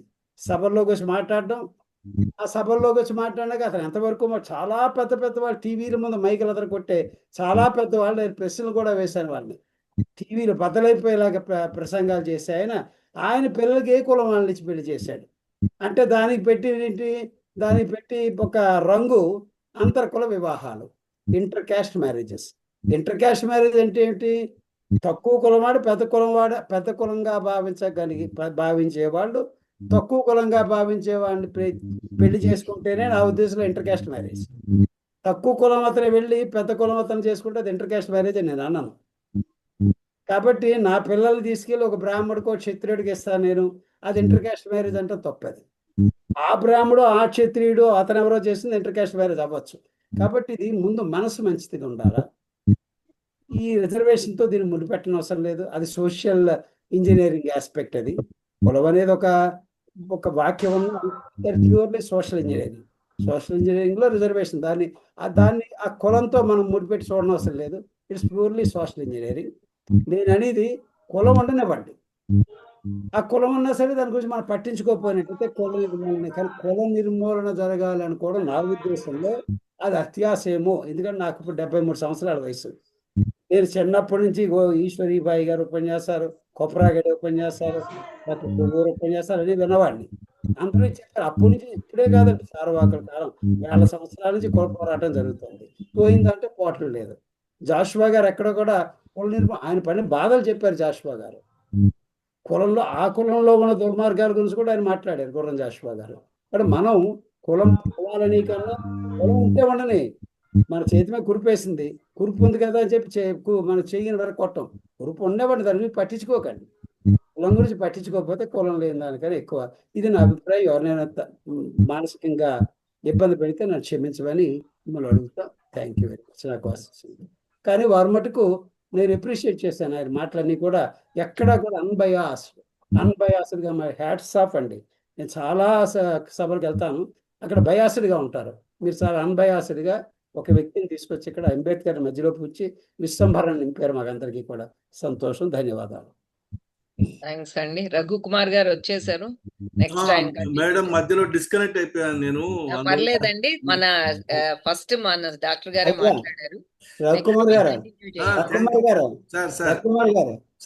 మీరు మమ్మల్ని అందరినీ ఇంగు గొట్టలు చేశారు. మీరు లేకపోయినా భాషను చేస్తాను ఉంటుంది మాది. కాదు, తమాషా ఏంటంటే నాకు అదే అర్థం కాలేదు. నాకు ఇంటర్నెట్ కనెక్షన్ డిస్కనెక్ట్ అయిపోయింది. నేను మళ్ళీ రీఎంటర్ అయితే అందరూ మాట్లాడుకుంటున్నారు. నాకు అది విచిత్రం. నేను హోస్ట్ని కదా, నేను డిస్కనెక్ట్ అయిపోయినా కూడా మీటింగ్ నడుస్తుందా అని నాకు తెలియదు. ఫస్ట్ టైం అదే చెప్తాను సార్, నాయకత్వం లేకుండా చేయగలిగిన సార్. So thank you. నేను మాట్లాడే ముందుగా సార్ మీరు మాట్లాడండి. అయిపోయింది. డాక్టర్ గారు అది అయిపోయింది. కేవీఎస్ గారు మాట్లాడారు. అదే ఇప్పుడు మన ఈయన వచ్చారు లైన్ లోకి, మన గురుమూర్తి గారు వచ్చినట్టున్నారు, అన్మ్యూట్ అయ్యారు. గురుమూర్తి గారు మాట్లాడండి. సార్ అందరికీ నమస్కారం. వినబడుతుందా సార్? చక్కగా వినబడుతుంది, మాట్లాడండి. Okay sir. అయితే ఈ ఆధిపత్య పోరు బ్రాహ్మణులది, అలాగే శూద్రుల జాతి ఏర్పడము, వృత్తులు ఏర్పడము, వాటిని స్థిరీకరించడము వేల సంవత్సరాలుగా జరిగిందని చెప్పారు. వాస్తవమే. ఆ తర్వాత బుద్ధుని కాలం వచ్చేనాటికి కొంత దాని మీద వచ్చినటువంటి ఆ పురాణాల్లో ఉన్నటువంటి అంశాలు కానివ్వండి, వాటి మీద వ్యతిరేకత తీసుకొచ్చారు. లోకాయుతులు, చార్వాకులు వాళ్ళ బలం సరిపోలేదు అప్పటికి. బుద్ధుని కాలం నాటికి వాటిని వ్యతిరేకించే దిశలో కొంత రాజుల యొక్క తోడ్పాటు ఉండడం వల్ల అది ముందుకెళ్ళింది. అయినా అక్కడ సైన్స్ ని డెవలప్మెంట్ చేసే ఆస్పెక్ట్ కూడా బాగా డెవలప్ కావడం జరిగింది. అంటే ఈ సైన్స్ ను డెవలప్ చేసే ఆస్పెక్ట్ లో రావడం వల్ల కొంత అప్పటికి ఉన్నటువంటి మత భావాలు కానీ కుల భావాలు కానీ తగ్గుతాయని అనుకున్నాం మనం. కానీ ఇప్పటికి చూస్తూనే ఉన్నాం, చాలా మంది కుల భావన, మత భావన, ప్రాంతీయ భేదము, అన్ని రకాలైనటువంటి అన్ని అవగుణాలు కూడా సైంటిస్టులకి, సైన్స్ వాళ్ళకి, ఇండస్ట్రియలిస్టులకి, అభివృద్ధి చెందినటువంటి వాళ్ళందరికీ ఉన్నాయి ఇంకా. కాబట్టి ఇది ఫిలాసాఫికల్ గా చూస్తే బాగుంటుందేమో. ఫిలాసాఫికల్ గా ఎట్లా అంటే అది భావవాద నియంతృత్వ కాలం. అది ఈ భావవాద నియంతృత్వ కాలంలో ఖచ్చితంగా మార్పు జరగడం అనేది చాలా కష్టమైనటువంటి పరిస్థితి. దాన్ని మనము భవిష్యత్తులో సైన్స్ ద్వారా కూడా దాన్ని బద్దలు కొడతాం అనేటువంటి ఆలోచన ఉన్నప్పటికీ అది సాధ్యం కాలేదు చాలా దేశాల్లో కూడా.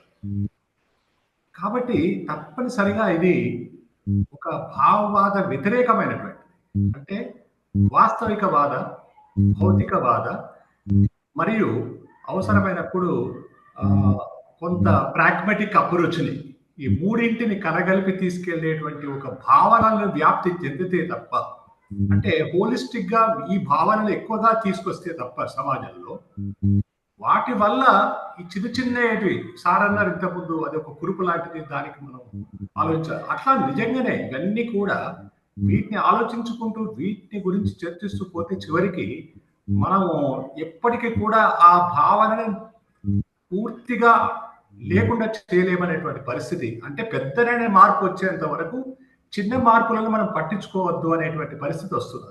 వచ్చింది ఆల్రెడీ.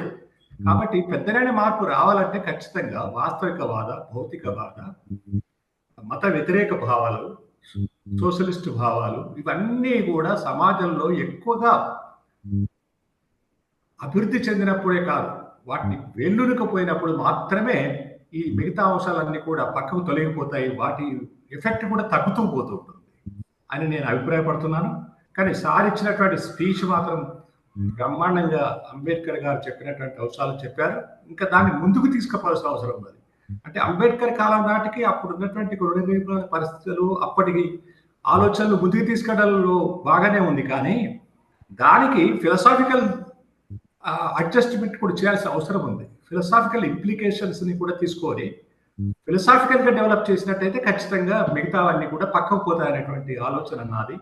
మరి ఈ విషయాన్ని తెలియజేస్తూ స్పీకర్ గారికి మరొకసారి ధన్యవాదాలు తెలియజేస్తూ ముగిస్తున్నాను.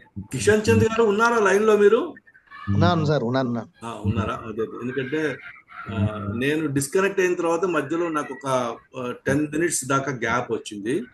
లాస్ట్ మీ కంక్లూడింగ్ రిమార్క్స్ నేను వినలేకపోయాను. అదర్వైజ్ నేను ఇప్పటిదాకా ఈ విశ్లేషణ అంటే కులము, దాని ఆరిజిన్స్, దాని నిర్మూలనకు సంబంధించిన ప్రోగ్రాము, దాంట్లో కులాంతర వివాహాలు చేయగలిగేటువంటి పాత్ర ఇంత అద్భుతంగా వివరించినటువంటి వారు మీరే. నాకు తెలిసి ఈ మధ్యకాలంలో ఎంతో అద్భుతమైన లాంగ్వేజ్, తర్వాత ఎంతో consolidated way of expressing the things నాకు కనబడ్డాయి.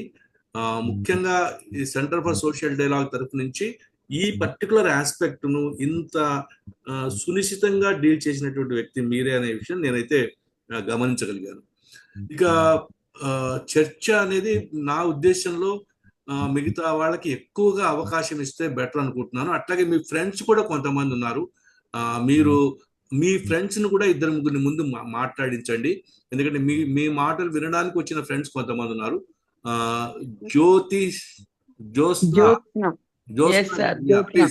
నమస్తే సార్. నమస్కారం అండి. నేను కృష్ణచంద్ది కొద్దిగా మిస్ అయ్యాను, తర్వాత కంటిన్యూగా విన్నాను. మా కృష్ణచంద్కి మా అని ఎందుకు అంటున్నానంటే, కృష్ణచంద్ కుల నిర్మూలన సంఘంలో ప్రధాన కార్యదర్శి. దాదాపు మాకు 20-25 ఏళ్ల నుంచి చక్కటి సర్వీస్ ఇస్తున్న అబ్బాయి అని ఎందుకు అంటున్నాను, వాళ్ళ అబ్బాయికి పెళ్లి చేసే వయసు వచ్చింది, అయినా ఆ అబ్బాయి అంటున్నాను నేను. కంటికే నాకు 76 ఏళ్ళు. నేను కులాంతర వివాహం చేసుకున్నాను. మా కుటుంబం అంతా కూడా కులాంతర వివాహాలతో మొత్తం 200 కుటుంబాల పైన ఉన్న వాళ్ళం మేము. దాని తర్వాత ముఖ్యంగా అన్ని విషయాలు చెప్పుకుంటా వచ్చారు.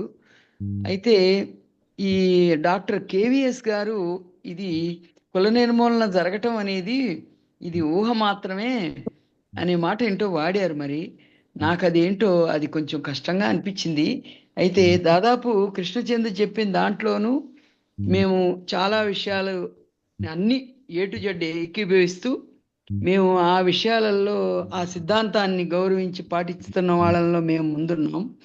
కులాంతర వివాహాలు చేసుకోవడం ఒకటి, అంతేకాకుండా కులాంతర వివాహితులందరూ కలిసి మేమంతా ఒక కుల నిర్మూలన సంఘం, ఒక ఫ్యామిలీగా ఉంటూ అసలు మాకు అసలు ఎవరు ఇది నేను ఇప్పుడు లక్ష్మి మేడము మేము అందరం కలిసి మెసులుతూ ఉంటాం. ఎవరు ఏ క్యాస్ట్ అని కొంతమంది విషయాలు నాకు అసలు కూడా తెలియదు. మేము 50 సంవత్సరాలు పైబడిన సంఘం మాది. అయితే ఈ సిద్ధాంతాల్ని మెయిన్గా అంబేద్కర్ సిద్ధాంతాన్ని అవపోసన పట్టినటువంటి కృష్ణచంద్ చెప్తుంటే చాలా విషయాలు నేను ఇంకా కొత్తగా వింటాను. నేను అప్పుడప్పుడు చదువుతుంటాను నాకు టైం సమయాన్ని దొరికినప్పుడల్లా. అందుకనే కృష్ణచంద్ర నవ్వుతూ ఉంటాం. అవునయ్యా, మీ రాధనేమో చక్కగా వంటింటి గొప్ప చెప్పి నువ్వు మాత్రం చక్కగా చదువుకుంటుంటావు. మేము ఈ 2 చేయాలి కాబట్టి చదవటంలో ఇబ్బంది. మీలాంటి వాళ్ళు చెప్తూ ఉండండి, మేము వింటూ ఉంటాం అని అంటుంటాము. కాబట్టి పిల్లల్ని మేము భారతీయులుగానే ఎప్పుడైతే కులాంతర వివాహం చేసుకున్న వాళ్ళు ఉన్నారో వాళ్ళ పిల్లలు కులాలు రాయించుకోకుండా, సపోజ్ రిజర్వేషన్స్ పొందారనుకోండి, రిజర్వేషన్స్ పొంది ఒక దీనికి వచ్చేసిన తర్వాత ఆ రిజర్వేషన్స్ వదిలేసుకోవాలి అని అంబేద్కర్ చెప్పాడు ఆనాడు. కాబట్టి ఇప్పుడు ఆ క్రమం వస్తే తప్ప ఈ ఈ కక్షల కార్పణ్యాలు రాకుండా ఉంటాయి. ఒకటి. రెండోది కొందరికి అది కూడా ఉంది, రిజర్వేషన్స్ పొందుతున్న వాళ్ళ మీద ఇది కూడా ఉంది. కాబట్టి రిజర్వేషన్స్ అవసరం. ఇంకా రిజర్వేషన్స్ ఎంత ఎంత ఎంత ఫలితం ఇచ్చింది, ఎంత దాకా వెళ్ళింది, ఏ గ్రామాల దాకా ఉపయోగపడింది. గ్రామాలకు వెళ్ళి చూడండి, చాలా మంది ఇంకా చదువుకోని పిల్లలు, స్కూళ్ళకి వెళ్ళని పిల్లలు, ఇంకా ఆ స్థాయిలోనే ఆర్థిక వెసులుబాటు లేని స్థాయిలోనే ఉన్న వాళ్ళు మనం చూస్తుంటాం. కాబట్టి అట్లాంటి భారతదేశంలో మనం ఉన్నాం. కాబట్టి అంబేద్కర్ లాంటి ఈ యొక్క గొప్ప విషయాన్ని, రాజ్యాంగాన్ని రాసి, సమాన హక్కుల కోసం రాసి, స్త్రీల హక్కులు, పిల్లల హక్కులు, మానవ హక్కుల కోసం రాసినటువంటి అంబేద్కరిజాన్ని పలుమార్లు అవపోసన పట్టినటువంటి సిద్ధాంతాన్ని చక్కగా ఆ ఫిలాసఫీని చెప్పగలిగినటువంటి కృష్ణచంద్రతో మళ్ళీ మళ్ళీ చదివించి మళ్ళీ మళ్ళీ తనతో చెప్పిస్తే సమాజానికి ఏమన్నా ఉపయోగపడుతుంది, బాగుంటుంది అనేది నా అభిప్రాయం. ఇప్పుడు ఎవరెవరైతే చెప్పారో ఆ చెప్పిన వాళ్ళల్లో నేనైతే పెద్దగా మన కృష్ణచంద్ చెప్పిన దాన్నంత తృప్తిగా నేను ఫీల్ అవ్వలేదు. పెద్దవాళ్ళు వాళ్ళు చెప్పేది కూడా మేము అంగీకరించడం కాదు, గౌరవిస్తాం. గౌరవిస్తాం. ఈ గౌరవిస్తూనే సిద్ధాంతాన్ని మనం ఎప్పుడైతే మనం మానసికంగా స్టెబిలిటీగా తీసుకుంటామో అప్పుడే మనం మన భారతదేశంలో ఒక మార్పు తెచ్చేటువంటి అవకాశం ఉంటుంది. భారతీయులంగా జీవించడానికి మేమందరం భారతీయులం. ఎట్లంటే ఇక్కడ మేము ఆ విషయం మీద గట్టిగా పోరాడుతున్నాం. కులాలు రాసేటప్పుడు మా కులం లేదు కాబట్టి మా కాలం విడిచేయండి అని చెప్పి కోర్టు నుంచి తెచ్చుకున్నాం మేము ఇక్కడ కులనిర్మూలన సంఘం తరఫున. కాబట్టి రేవంత్ రెడ్డితో సహా చెప్పారు, ఇదిగోనండి మీ వాళ్ళు ఎంతమంది ఉన్నారు అని చెప్పి చెప్పారు. దాన్ని మేము ఏం చేశాము, ఇప్పుడు మళ్ళీ అక్కడికి వెళ్ళి, ఢిల్లీలో వెళ్ళి మేమందరం మేమే ఖర్చులు పెట్టుకొని వెళ్ళి అక్కడికి ఒక టీం వెళ్ళి, మాకు కులం వద్దు, మతం వద్దు, మేము ఇండియన్స్ గా బతకాలనుకుంటున్నాం, మాకు ఆ కాలాన్ని వేరు చేయండి మీరు. లేకపోతే సిఎల్ఎన్ గాంధీ గారు లీడ్ చేశారు ఈ విషయాన్ని అంతా. దాంట్లో మేము సుప్రీంకోర్టుకైనా వెళ్ళి తెచ్చేస్తాము అని చెప్పేసి మా యొక్క ధైర్యం. కాబట్టి మీరందరూ కులం లేదు అనే వాళ్ళు మీరులో ఉన్నారు. కాబట్టి కుల నిర్మూలన సంఘం నిర్వహించేటువంటి సందర్భాలలో ఇప్పుడు మేము పెద్ద ఆల్ ఇండియా లెవెల్లో మేము చెయ్యన్ అనే నెట్వర్క్ ని పెట్టి ఒకసారి నవంబర్ 9న పెద్ద ఎత్తున ప్రోగ్రాం చేయబోతున్నాము. దానికి మిమ్మల్ని అందరినీ కూడా ఆహ్వానిస్తున్నానండి. పెద్దవాళ్ళు మీరందరూ చాలా సిద్ధాంతాలు తెలిసిన వాళ్ళు ఆహ్వానిస్తున్నాము. నేను గౌరవ అధ్యక్షురాలుగా పనిచేస్తున్నాను కుల నిర్మూలన సంఘంలో. థ్యాంక్ యూ అండి, థ్యాంక్ యూ వెరీ మచ్. ఈ మాత్రం నాకు ఈ అవకాశం ఇచ్చినందుకు థ్యాంక్ యూ అండి. నమస్కారం. నా ప్రస్తావన తెచ్చారు మీరు. దానికి నాకు ఇద్దరు మగపిల్లలు, వాళ్ళిద్దరు ఇంటర్ కాస్ట్ మ్యారేజ్లే. నాకు అర్హత ఉంది, మాట్లాడే అర్హత నాకుంది. మతం పోదో నేను ఎందుకంటానంటే డంకాపదంగా చెప్తాను. నేను కొన్ని 73 సంవత్సరాల నుంచి చూస్తున్నాను. నేను ఈవేళ అసెంబ్లీకి వెళ్ళండి, మినిస్టర్ పోస్ట్ ఇవ్వాలంటే మత కులం పరంగా ఇస్తారు, ప్రాంత పరంగా ఇస్తారు.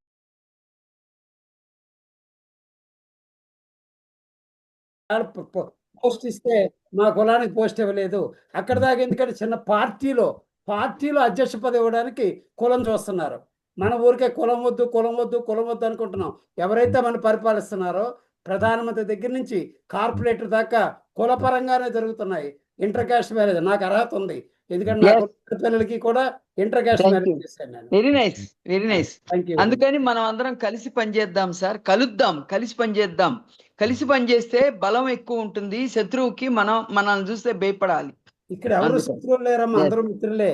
మీరు శత్రువుగా ఎవరిని ఊహించకండి. These are all apprehensions. All require a good society. Nobody is there to spoil the society.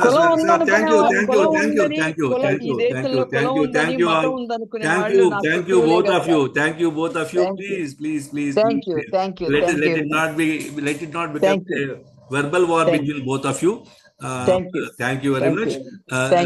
ఏమనుకోకండమ్మా, నేను ఆపాలి. I am the organizer for this session. Thank you. Lakshmi Nageshwar గారు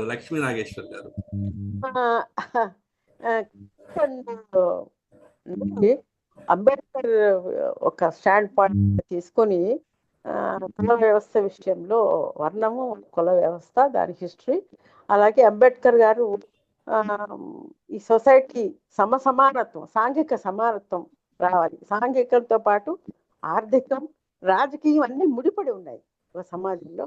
రావాలంటే కుల నిర్మూలన జరగాలి ఆయన గట్టిగా చెప్పారు. అది ఎందుకు ఇంటర్ కాస్ట్ మ్యారేజెస్ అసలు ఏమిటంటే కుల నిర్మూలనకి కులాంతర వివాహాలు మార్గమా అనే విషయం వస్తే తప్పకుండా మార్గమే. కుల నిర్మూలన జరగాలా వద్దా అంటే జరగాల్సిందే. జరుగుతుందా లేదా అనేది తర్వాత తప్పకుండా జరుగుతుందండి.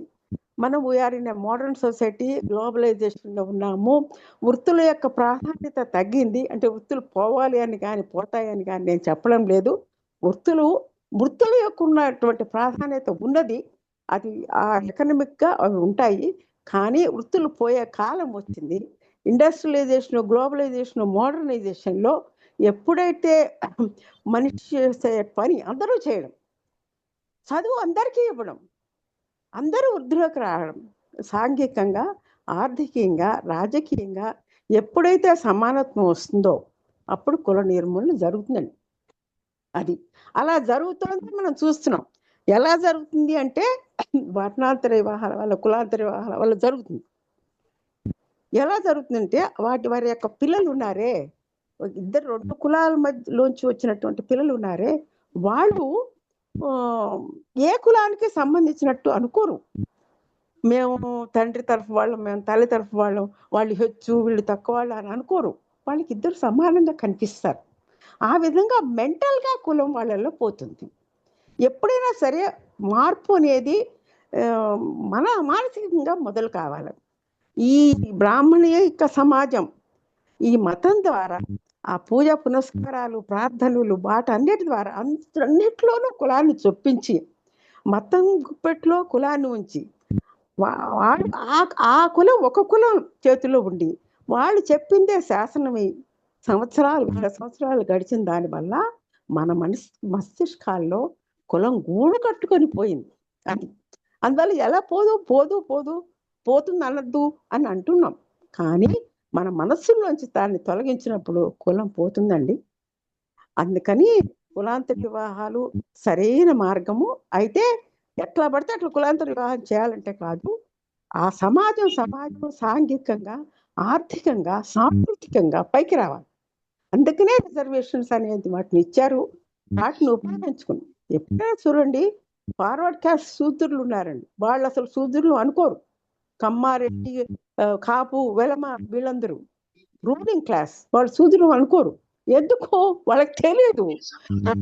ఆ శూద్ర జాతిని ఎంత ఘోరంగా చూశారు అనేది జీవితాన్ని చూస్తే, నారాయణ గురు జీవితాన్ని చూస్తే, మరి పెరియార్ జీవితాన్ని చూస్తే ఎందుకు ఈ యాంటీ బ్రాహ్మణ ఉద్యమం వచ్చింది, ఎందుకు సమాజంలో ఒక సెక్షన్ మరింత ఘోరంగా, అంటే ప్రతి కులం మధ్య అస్పృశ్యత ఉంది. మీరు కాదండా అని వీల్లేదు. కొన్ని వాటిలో మినహాయింపులు ఉన్నాయి. అదే ఆ కుల వ్యవస్థ యొక్క ప్రత్యేకత. అది ఒకడు పైన కూర్చుని నేను పైన కూర్చున్నానని సంతోషిస్తాడు, 10 మందిని కింద తొక్కుతూ ఉంటాడు. అలా వ్యవస్థను అట్లా నిర్మించారు. సరే, అదంతా సరైంది కాదు అని అందరూ అనుకున్నారండి. ఇప్పుడు మనం దాన్ని సపోర్ట్ చేయాల్సిన పని ఏమీ లేదు. మరి గాంధీ గారు, అందరూ మన యొక్క రాజకీయ పోరాటం చేసినటువంటి పెద్దలు అందరూ అనుకోవడం వల్లనే మనకి రిజర్వేషన్స్ వచ్చాయి, లేకపోతే అవి వచ్చేవి కాదు. అట్టడుగు వర్గం వారిని పైకి తీసుకొచ్చినప్పుడే ఈ సమాజంలో ఉన్న అంతరాలని మనం సమాజం నడుస్తూ ఉంది, కొన్ని వేల సంవత్సరాలుగా నడుస్తూ ఉన్నప్పుడు కొందరిని తోసుకుంటూ పోయాం ఓ గోతులో. అదే కులం, తక్కువ కులం అనేటువంటి గోతులో వాళ్ళని పడదోసుకుంటూ వెళ్ళడం జరిగింది. సమాజం అంతా ముందుకు పోతుంది. వాళ్ళని పైకి తీసుకురావడానికి ఇచ్చినటువంటి నిచ్చెనలే రిజర్వేషన్స్.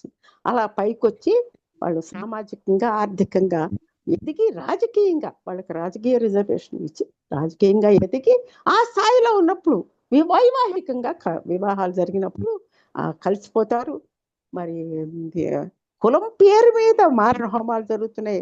కులం పేరు మీద దారుణమైన హత్యలు జరుగుతున్నాయి. కాబట్టి కుల వ్యవస్థను మనం ఎలా మనం ఒప్పుకుంటాం?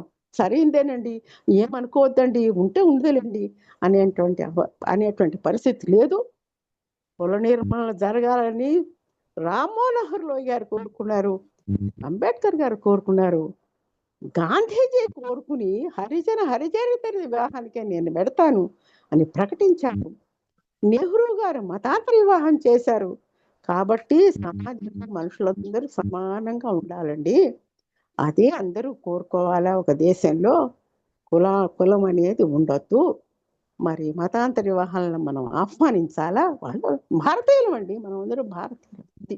ఆ యొక్క సమాజం రావాలి, ఎవరిని తక్కువగా చూడడం అనేది ఉండొద్దు అనేదానికి నేను చెప్తున్నాను. కృష్ణచంద్ బాగా చెప్పాడు. ఎవరికైనా ఏదైనా సందేహం ఉంటే నన్ను అడగండి, నేను జవాబు చెప్తాను. Thank you. థ్యాంక్ యూ అండి, థ్యాంక్ యూ. వహీద్ గారు,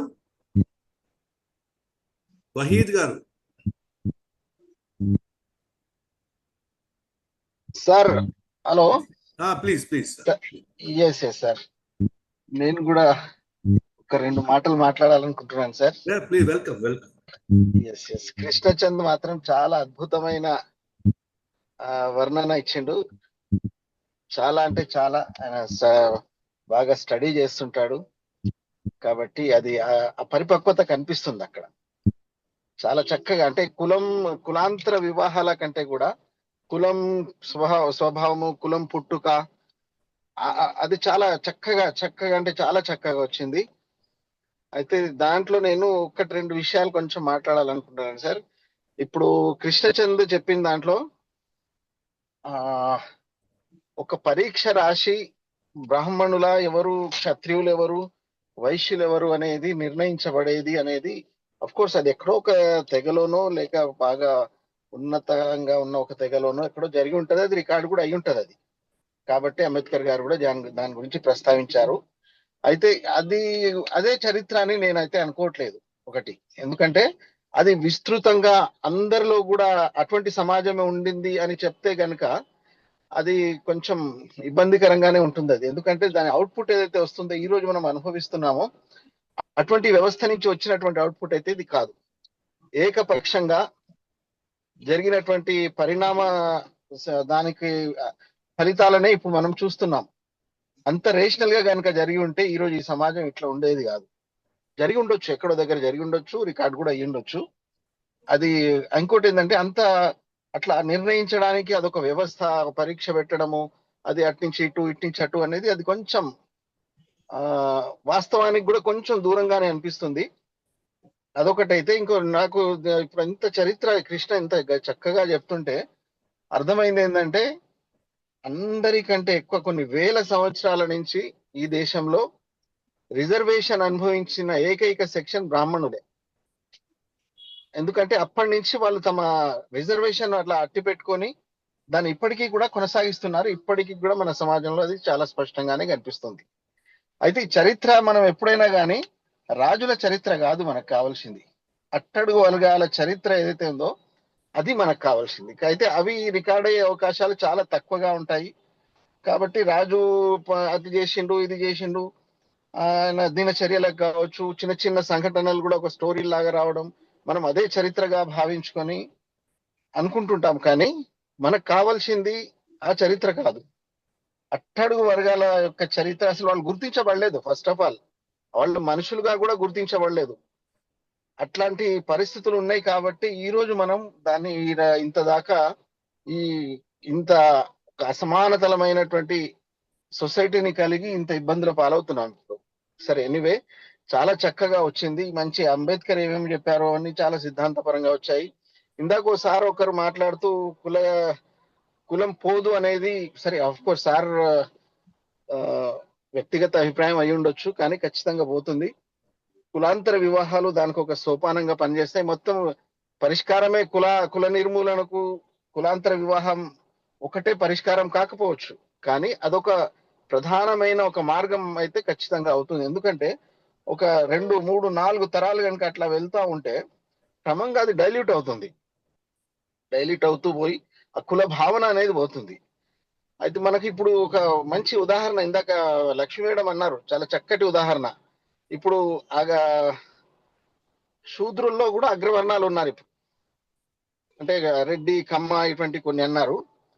అదొక మంచి ఉదాహరణ మనకు. అంటే అన్ని విధాలుగా ఎదిగినప్పుడు, అన్ని విధాల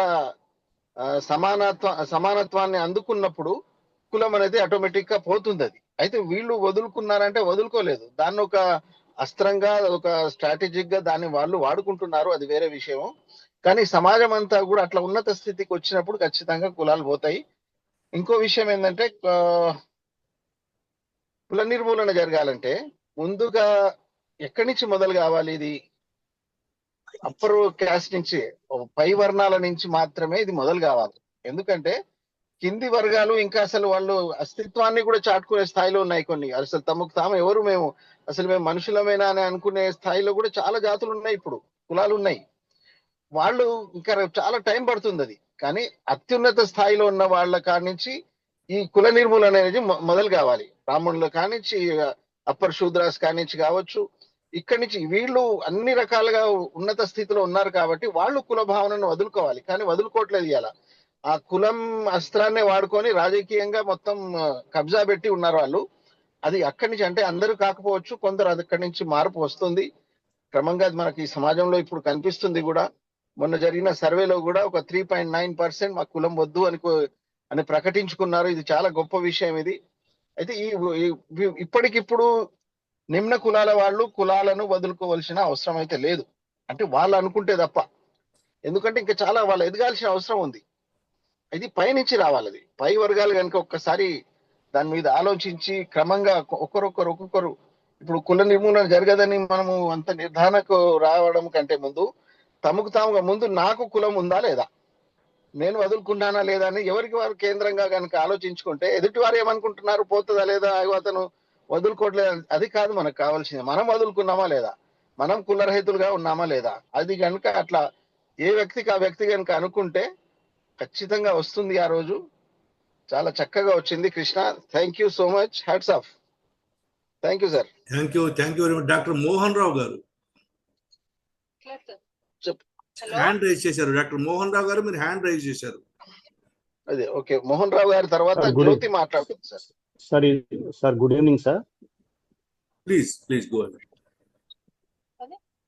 అందరికీ నమస్కారం సార్.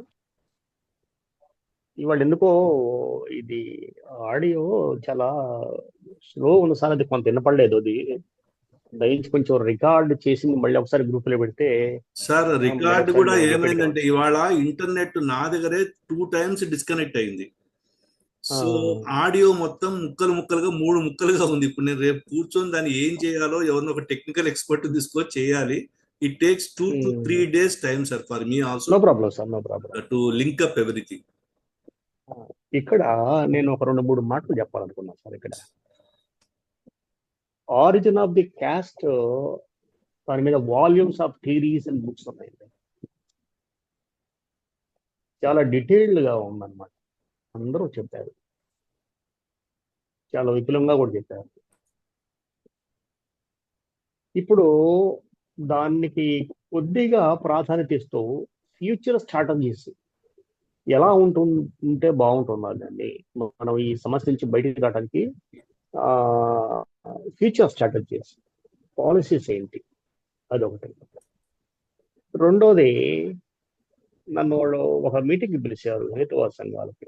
అక్కడ నేను ఏం ప్రపోజ్ చేశానంటే, అవండి మనం చాలా ఇదిగా చెప్తున్నారు, దాదాపు 3 hours 2 hours మీటింగ్ పెడుతున్నారు, దాని మీద ఒకటే మనం సర్వే చేయాల్సింది. చెప్పింది మనం చెప్తుంది ఏమన్నా ఇంప్లిమెంట్ అవుతుందా లేదా అంటే వాళ్ళు అంగీకరించాలి.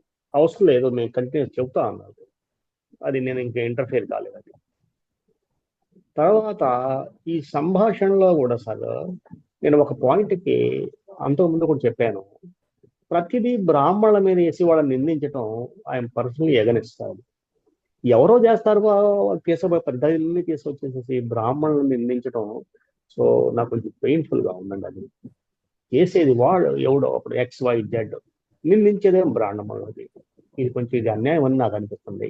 అది కొంచెం దాని నుంచి కొంచెం మనం బయటకు వస్తే బాగుంటుందని చెప్పి నా పర్సనల్ ఒపీనియన్స్. నేను ఎవరిని కూడా నేను ఆ, ఇది చేయట్లేదు. ఇది దాని నుంచి కొంచెం ఇది రావాలన్నమాట.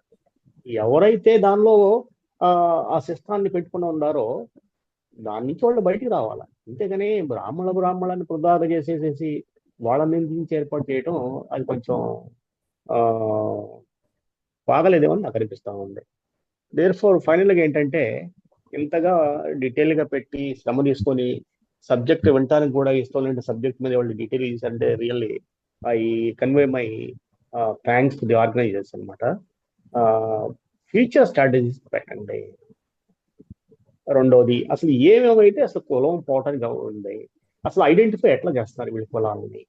పేర్లోనా, లేదంటే సఫిక్స్ లోనా, లేకపోతే ప్రిఫిక్స్ లోనా, ఎట్లా చేస్తున్నారు వీళ్ళకి? కనీసం ఇందాక మన వాహిద్ గారు చెప్పారు, చాలా సంతోషంగా ఉన్నాను. 3.9 సంథింగ్ చెప్పారు. It's not a small percentage అండి. 3.9 వాళ్ళు రిజెక్ట్ చేశారంటే చాలా గొప్ప విషయం అనమాట. అది ఇంకా నెమ్మదిగా మల్టిప్లై అవుతా ఉంటుంది అనమాట. అది సైకలాజికల్ బ్యారియర్ నుంచి ఎంత ఇదిగా వస్తే ఇంకా మల్టిప్లై అవుతుంది.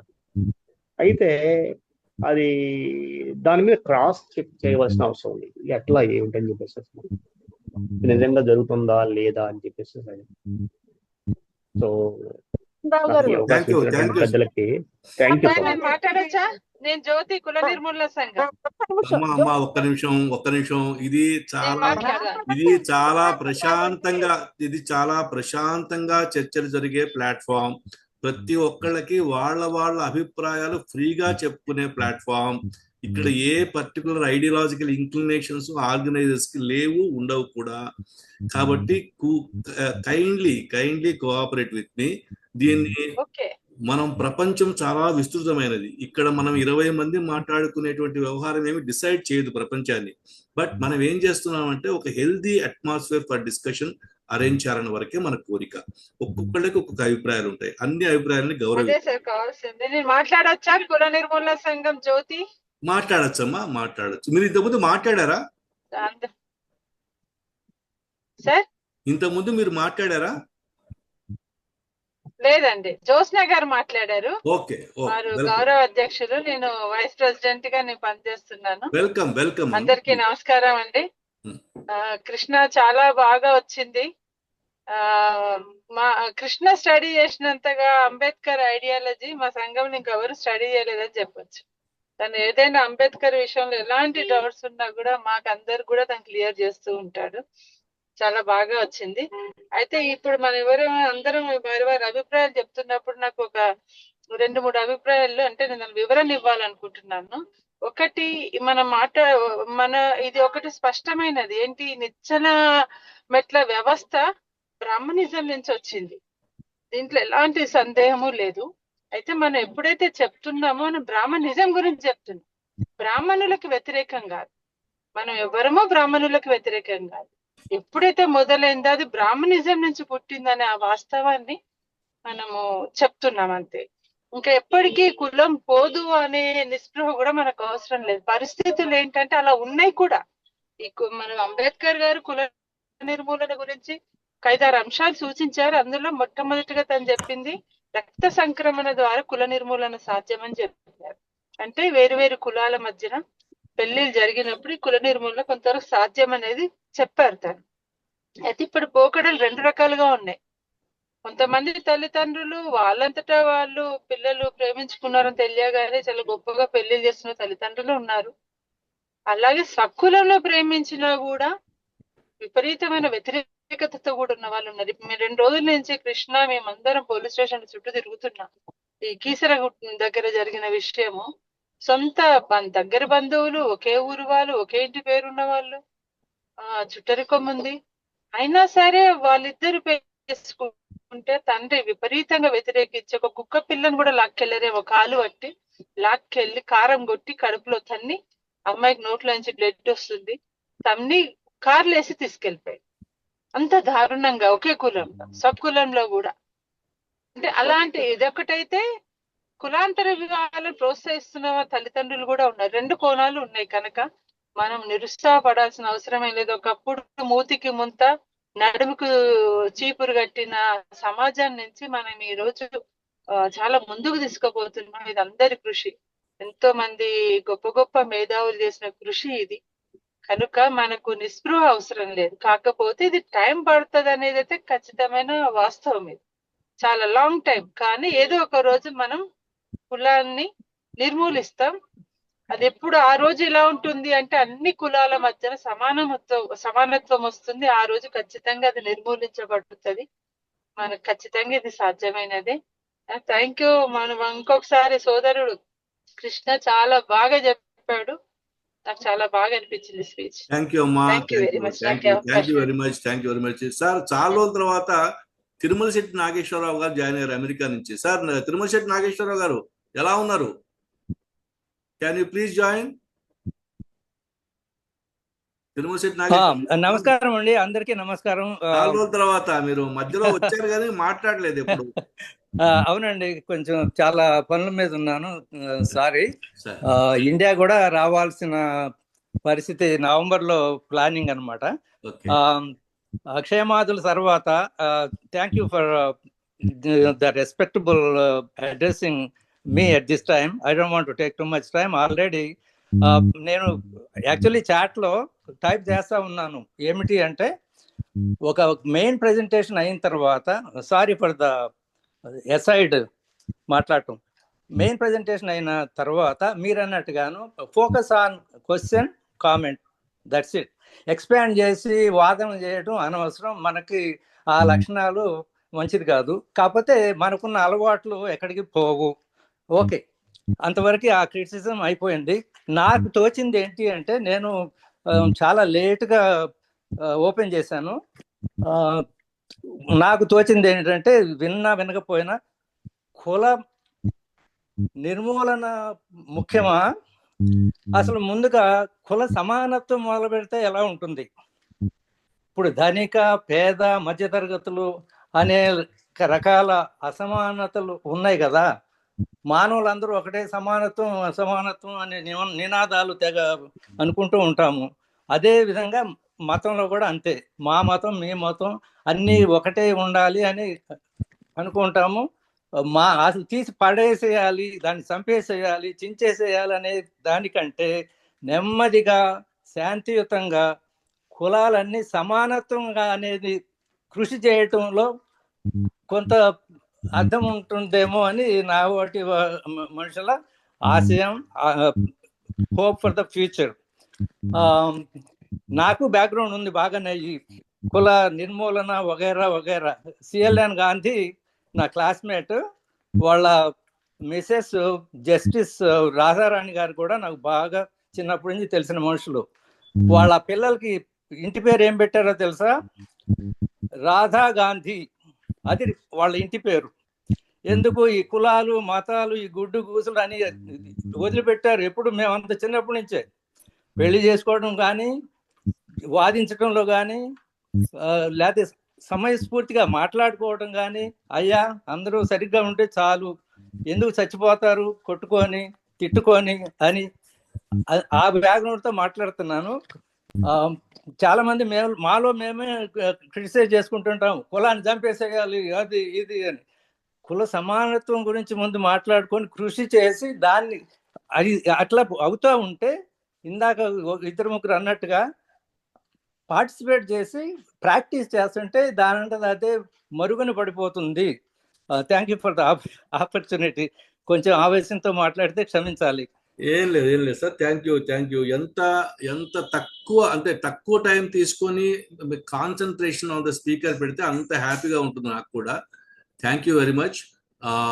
ఇప్పుడు now may I seek the intervention of doctor Muralidhar గారు. డాక్టర్ మురళీధర్ గారు. Sir good evening. కొత్త వాళ్ళు చాలా మంది వచ్చినారు కాబట్టి వినడంలో కొంత ఆసక్తి ఎక్కువ ఉంది నాకు. రెండవది, కృష్ణచంద్ గారు ప్రజెంటేషన్ అనేది చాలా నీట్గా వచ్చింది. మీరు అన్నట్టే ఇంతవరకు విన్నటువంటి ప్రజెంటేషన్స్లలో ఓవర్ టోన్స్ లేకుండా ఉన్నటువంటిది కృష్ణచంద్ గారి ప్రజెంటేషన్ ఒకటి. రెండవది, బ్రాహ్మణిజం వేరు, దాని తర్వాత బ్రాహ్మణులు వేరు. కాబట్టి దాంట్లో మనకి తేడాలు పొరపాటున ఎప్పుడన్నా బ్రాహ్మణులు అనే అన్నా అది పర్సనల్గా అన్నటువంటిది 100% కాదు అనేది కృష్ణచంద్ గారు కూడా ఒప్పుకుంటారు. 2. మూడోది ఈ మనోధర్మ శాస్త్రము ఇవన్నీ కూడా రాణి శివశంకర్ శర్మ గారు ద లాస్ట్ బ్రాహ్మణ్ లో చెప్పినట్టు అది పుస్తకాల రూపంలో కాదు, మన మెదుళ్లలో ఉంది. మన మెదుళ్ళ నుంచి అది పక్కకు పోవాలా. పోవడానికి శివశంకర్ శర్మ గారు సజెస్ట్ చేసింది ఏమనంటే ఆల్టర్నేట్ కల్చర్ అన్నటువంటిది మనము డెవలప్ చేయాలా. అట్లాంటి పని మన కుల నిర్మూలన సంఘాల వాళ్లకు తోచిన పద్ధతుల్లో వాళ్ళు చేస్తున్నారనేది నా అభిప్రాయము. అయినప్పటికీ కూడా మన వాళ్ళు చాలా ఎఫెక్టివ్గా మన కులాన్ని భారతదేశానికే పరిమితం చేయకుండా తిరుమల శెట్టి నాగేశ్వర్ గారు చెప్పాలా, అమెరికాకు కూడా పట్టుకుపోయి అక్కడ కూడా కొట్లాడి ఆ కొట్లాటలు తీర్చడానికి ట్రంప్ సహకారం తీసుకోవడము, ఇట్లాంటి పనులన్నీ కూడా చేస్తున్నాడు. ఇట్లాంటి కల్చరల్ మిస్హ్యాండ్లింగ్ మీద కూడా ఏమైనా టారిఫ్స్ ఏమైనా వేస్తాడేమో మనం ట్రంప్కు సజెస్ట్ చేయాలా. ఇది ఇంకొకటి. దాని తర్వాత కులాలు చచ్చిపోవాలా అనడానికి నాకు చాలా అద్భుతమైనటువంటి అంశము కోవిడ్ టైంలో దొరికింది. ఇది మనకున్నటువంటి జెనెటిక్ మేకప్ ఇంత ముందు కృష్ణచంద్ గారు అన్నట్టు అది దాదాపు క్రీస్తు శకము 1వ శతాబ్దం తర్వాత జెనెటిక్ మిక్సింగ్ అప్ అన్నటువంటిది ఆగిపోయింది. ఆగిపోవడము వల్ల ఎంత దారుణాలు జరిగినాయి అన్నటువంటిది మొన్న కోవిడ్ లో అవన్నీ కూడా బయటపడినాయి. ఇంకా కూడా చాలా సాక్ష్యాలు మనకు వాటన్నిటికీ రావాల్సి ఉంది.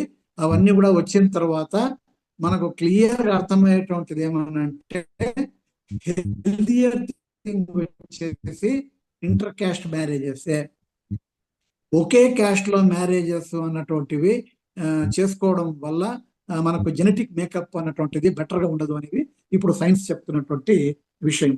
మీన్ వైల్ ఈ ఇంటర్ క్యాస్ట్ మన సారు కేవీఎస్ గారు మూర్తి గారు చెప్పినట్టు నాకు కూడా పుష్కలంగా అర్హత అనేది ఉంది. చేసుకున్నటువంటిది ఇంటర్ క్యాస్ట్ మ్యారేజ్, పిల్లలు చేసుకున్నటువంటిదంతా కూడా ఇంటర్ క్యాస్ట్. మా ఇల్లు చాలా కోలాహలంగా ఉంటుంది. దాని తర్వాత అసలు పిల్లలకు కులం అంటే ఏందో తెలియకుండా పెంచాలనేసి అనుకున్నాం, కానీ అది కుల నిర్వహణ మన జ్యోతి గారు కానీ జ్యోత్స్న గారు కానీ నాకు చెప్పాలా. మా పాప ఒకరోజు నన్ను చిన్నప్పుడు 3 ఏళ్ళు ఉన్నప్పుడు వచ్చి అడిగింది, నాన్న మన కులం ఏంటనేసి. అంటే నేను ఎంతో చక్కగా ఎంతో జాగ్రత్తగా పిల్లలకు అసలు కులమే తెలియకుండా పెంచాను. అదేదో పాత సినిమాలో మన ఏఎన్ఆర్ గాంధీ వేషం వేసి అదేదో చేసినాడు. ఆ రకమైనటువంటి సమాజాన్ని సృష్టించడానికి ప్రయత్నం చేస్తే అవన్నీ కూడా వాస్తవాలు కాదు. కులము అన్నటువంటిది ఒక రియాలిటీ, దాన్ని ఎదుర్కొని తీరాల్సిందే మనము. కాబట్టి దాన్ని మనం ఏదో లేదు అనేసి అనుకున్నంత మాత్రాన పోదు, అది ఉంది. ఆ ఉన్నటువంటి దాన్ని సైజ్ డౌన్ చేసి తగ్గియాల. ఈ రకంగా తగ్గించడానికి ఉన్నటువంటి మెథడ్ వచ్చేసి నెగటివ్ థింకింగ్ కాదు, లేదా హేట్రెడ్ కాదు. నిజమే అణగారినటువంటి వర్గాలకు ఆ రకమైనటువంటి ఆవేదన ఉండడము అన్నటువంటిది కరెక్టే, కానీ దాన్ని నేను రివర్స్ చేస్తానని చెప్పేసి రివర్స్ చేసే క్రమంలో ఈరోజు బ్రిటిష్ వాళ్ళ మీద మనకు కోపం ఉంది, ఏం చేయగలం వాళ్ళని. కాబట్టి కుల నిర్మూలనకు కూడా అంబేద్కర్ విధానము అన్నటువంటిది అది ప్యూర్గా తన అనుభవంలో నుంచి పడినటువంటి తీవ్రమైనటువంటి ఆవేదన వేదన దీంట్లో నుంచి వచ్చింది. దానికి యాడ్ చేయాల్సినటువంటిది ఏమనంటే గాంధీయన్ మెథడ్లో మనం ఈ కులాన్ని అడ్రస్ చేయడం అన్నటువంటిది అద్భుతంగా ఉంటుంది అనేది నేను అనుకుంటున్నాను. అది మనం మాట్లాడుకోవాలి అని అంటే ఇంకొక సెషన్ అవసరం. కాబట్టి ఇప్పుడు ఆ ప్రస్తావనను అక్కడితో వదిలేసి ఈ విషయాన్ని వదిలేస్తున్నాను. Caste is a reality, we should fight it out. Thank you sir, thank you very much. Radhasri గారు. నమస్కారం అండి. ముందుగా నాకు అవకాశం ఇచ్చినందుకు మీకు నమస్కారం తెలియజేస్తున్నాను. కులములు లేని వ్యవస్థను విలువలు వెంచంగ స్థితిని విషదము చేయన్ అలుపెరుగని రీతిన కృషి సలుపగనే గొలుచుచుంటి సలుపగనే గొలుతు కృష్ణ చంద్రును శృతిలో. చాలా బాగా చెప్పాడు ఆయన. చాలా విషయాల్లో నేను డిఫర్ కూడా అవుతాను. డంబాచారము నెరుగని అంబేద్కరు చెప్పినట్టి అసలు విషయము అంబాపుత్రుని దయతో సింబాలికుగా నుడివిన చిన్మయునింతు. వృత్తులు వర్ణచయంబులు చిత్తములో నిలుపుకున్న చిన్మయ గుణులను మొత్తముగా వివరించిన ఇద్దరినే గొలుచుచుంటి నీచుని కృపతో.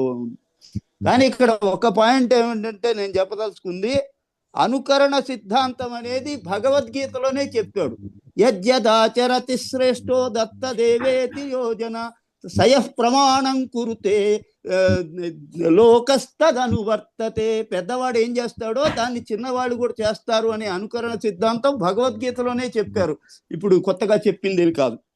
అలాగే వారు ఇంకా శిరోముండనం అంటే తల నరకడం అన్నారు. శిరోముండనం అంటే తల నరకడం కాదు. అసలు కులాలు ఎవరికి వద్దు. అటు అటు అధికారంలో ఉన్నవాడు, ఇటు ప్రతిపక్షంలో ఉన్నవాడు కులగణన చేయమంటున్నాడు. కులగణన ప్రకారం మాకు అధికారం పంచిపెట్టమంటున్నాడు. మా కులం గొప్పని ఎవడికి వాడే అనుకుంటున్నాడు. కాబట్టి కులం వద్దనే వాళ్ళు ఎవరు? మీరు మీ లెక్క ప్రకారం వేసుకున్నా 96.1% జనం కులం కావాలి కావాలి అంటున్నారు. ఎవడి కులం వాడికే గొప్ప. ఈ మాట నేను ఎందుకు చెబుతున్నానంటే, నేను కూడా నా పిల్లలను ఇంటర్ కాస్ట్ మ్యారేజ్ చేశాను.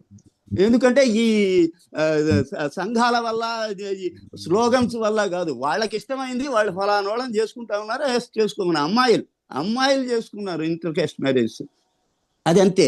కానీ జనం ఎవరు కులాన్ని కులం కావాలి అంటున్నారు. 96 కాదు, అటు అధికార పక్షం కానీ ఇటు ప్రతిపక్షం కానీ వీళ్ళందరూ కులాలు కావాలి కావాలి. ఎవడి కులం వాడు. ప్రతి కులానికి ఒక సంఘం, ఆ కుల అభివృద్ధి సంఘం, దానికి ఒక సెక్రటరీ, ప్రెసిడెంట్, దానికి నిధులు, సమీకరణ, ఇవన్నీ జరుగుతూనే ఉన్నాయి. ఇదే రియాలిటీ. ఇది ఉన్న రియాలిటీ ఇది. ఎవరికి కులం వద్దనే వాళ్ళకన్నా కులం కావాలనే వాళ్ళు, ఎవడి కులాన్ని వాళ్ళు డెవలప్ చేసుకుంటామనేవాళ్ళు, మా కులానికి ఇన్ని మంత్రి పదవులు ఇవ్వమనేవాళ్ళు, మా కులానికి ఇంత రిజర్వేషన్ ఇవ్వమనేవాళ్ళు, మా కులానికి ఇన్ని టికెట్లు, అసెంబ్లీ టికెట్లు ఇవ్వమనేవాళ్ళు.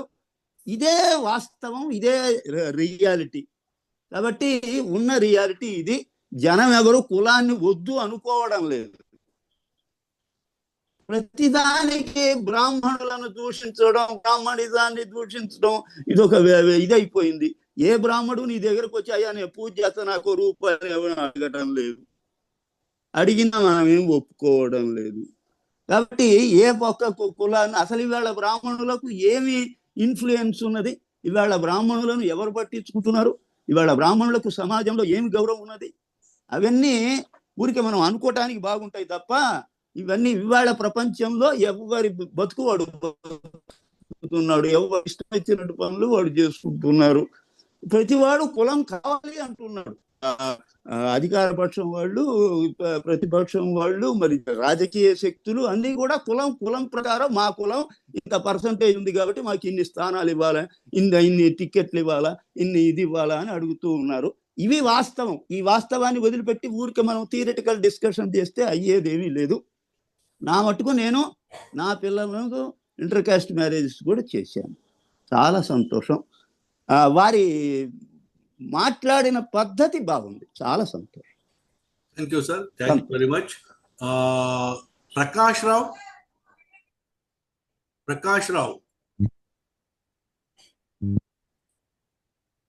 చాలా బాగుంది. నేరేషన్ చాలా ఫ్రీ ఫ్లో, అన్ని కరెక్ట్ విషయాలే. కాకపోతే కుల నిర్మూలన అనేది ప్రయత్నాలు జరుగుతూనే ఉన్నాయి. అంతకంటే ఎక్కువ స్పీడ్ లో కన్సాలిడేషన్ ఆఫ్ కాస్ట్ కూడా అవుతూనే ఉంది రెగ్యులర్ గా. ఈవెన్ సెపరేట్ గా ఇప్పుడు ఆయన చెప్పిన వాటిలో కాకుండా ఈ వివాహ సంబంధాల వేదికలు అన్ని కన్సాలిడేషన్ బాగా అవుతుంది పొలిటికల్ గా అన్ని విషయాల్లోనూ. అది కూడా దృష్టిలో పెట్టుకొని కుల నిర్మాణ ప్రయత్నాలు జరుగుతూనే ఉండాలి. Yes, they have to take place. It's nice session. Thank you. Thank you very much, Prakash. వరిజా గారు, VARIJA, వరిజా గారు. వరిజా గారు, నమస్కారం అండి. వారిజా వారిజా వారిజా గారు. ఐఎమ్ సారీ అమ్మా వారిజా ఫర్ మిస్ ప్రొనౌన్సియేషన్. చాలా చిన్నదాన్ని వాళ్ళపై మీరందరూ పెద్దవాళ్ళు. సారీ సార్, నాకు అవకాశం ఇచ్చినందుకు థ్యాంక్ యూ. కృష్ణన్న చాలా బాగా చెప్పారు. బుద్ధుడు తర్వాతే అనే విషయం చాలా బాగుంది. బుద్ధుడు తర్వాతే ఈ దేవుళ్ళు ఇవన్నీ స్టార్ట్ అయినాయి అనేది మంచి పాయింట్ చెప్పారు. సమాజంలో ఇండియన్స్ గానే బతకాలి, జంతువులంతా ఒక కులం, కాకులని ఒక కులం, మనుషులంతా ఒక కులం. కులం అనేది లేకుండా మంచితనంతో మానవత్వంతో ఉండటం అనేది చాలా అవసరం. కులాలు కుమ్ములాట్లు ఉండకూడదు, మనుషులంతా మానవత్వంతో ఉండాలి. ఈ కులాలన్నీ పోవాలంటే ఇంటర్ కాస్ట్ మ్యారేజ్ లో ఒకటి మార్గము అని నేను అనుకుంటున్నానండి. మా పిల్లలకి, నేను కూడా, అందరం కూడా, మా ఇంట్లో మా అమ్మ నాన్న వాళ్ళు కూడా ఇంటర్ కాస్ట్ మ్యారేజ్ వాళ్ళే. థ్యాంక్ యూ సార్, అవకాశం ఇచ్చినందుకు. మంచి థ్యాంక్ యూ. ప్రసూన, ఇక్కడ మాకున్న అలవాటు ఏంటంటే మేము అందరికీ అవకాశం ఇస్తాం, వెతికి వెతికి మరి పేరు చూసి. అందువల్ల అట్లే ఆల్ ఆర్ వెల్కమ్. నమస్తే సార్. నమస్తే అమ్మా. బాగుంది, చాలా బాగుంది, చాలా స్వీట్, చాలా బాగుంది. కానీ దీని మీద నేను అంటే మాట్లాడడానికి నాకు ఉదాహరణ లేదు. జరుగుతూనే ఉన్నాయి కానీ చూస్తున్నాము, ఇంటర్ కాస్ట్ మ్యారేజ్ జరుగుతున్నాయి. అందరూ బాగుండాలి, ఇరుపక్షాల వాళ్ళు బాగుండాలి, అందరూ బాగుండాలి. అదే నేను చెప్పాలనుకున్నది. నేనేం చెప్పలేను. Thank you sir. Thank you అమ్మా. దాదాపు ఇక్కడ ఉన్న వాళ్ళంతా కూడా వాళ్ళ వాళ్ళ అభిప్రాయాలు చెప్పారు. ఇప్పుడు నేను మళ్ళీ again I go back to Krishnachand. Jagadeesham ఉన్నారు సార్ లైన్ లో. జగదీష్ గారు, జగదీశం గారు,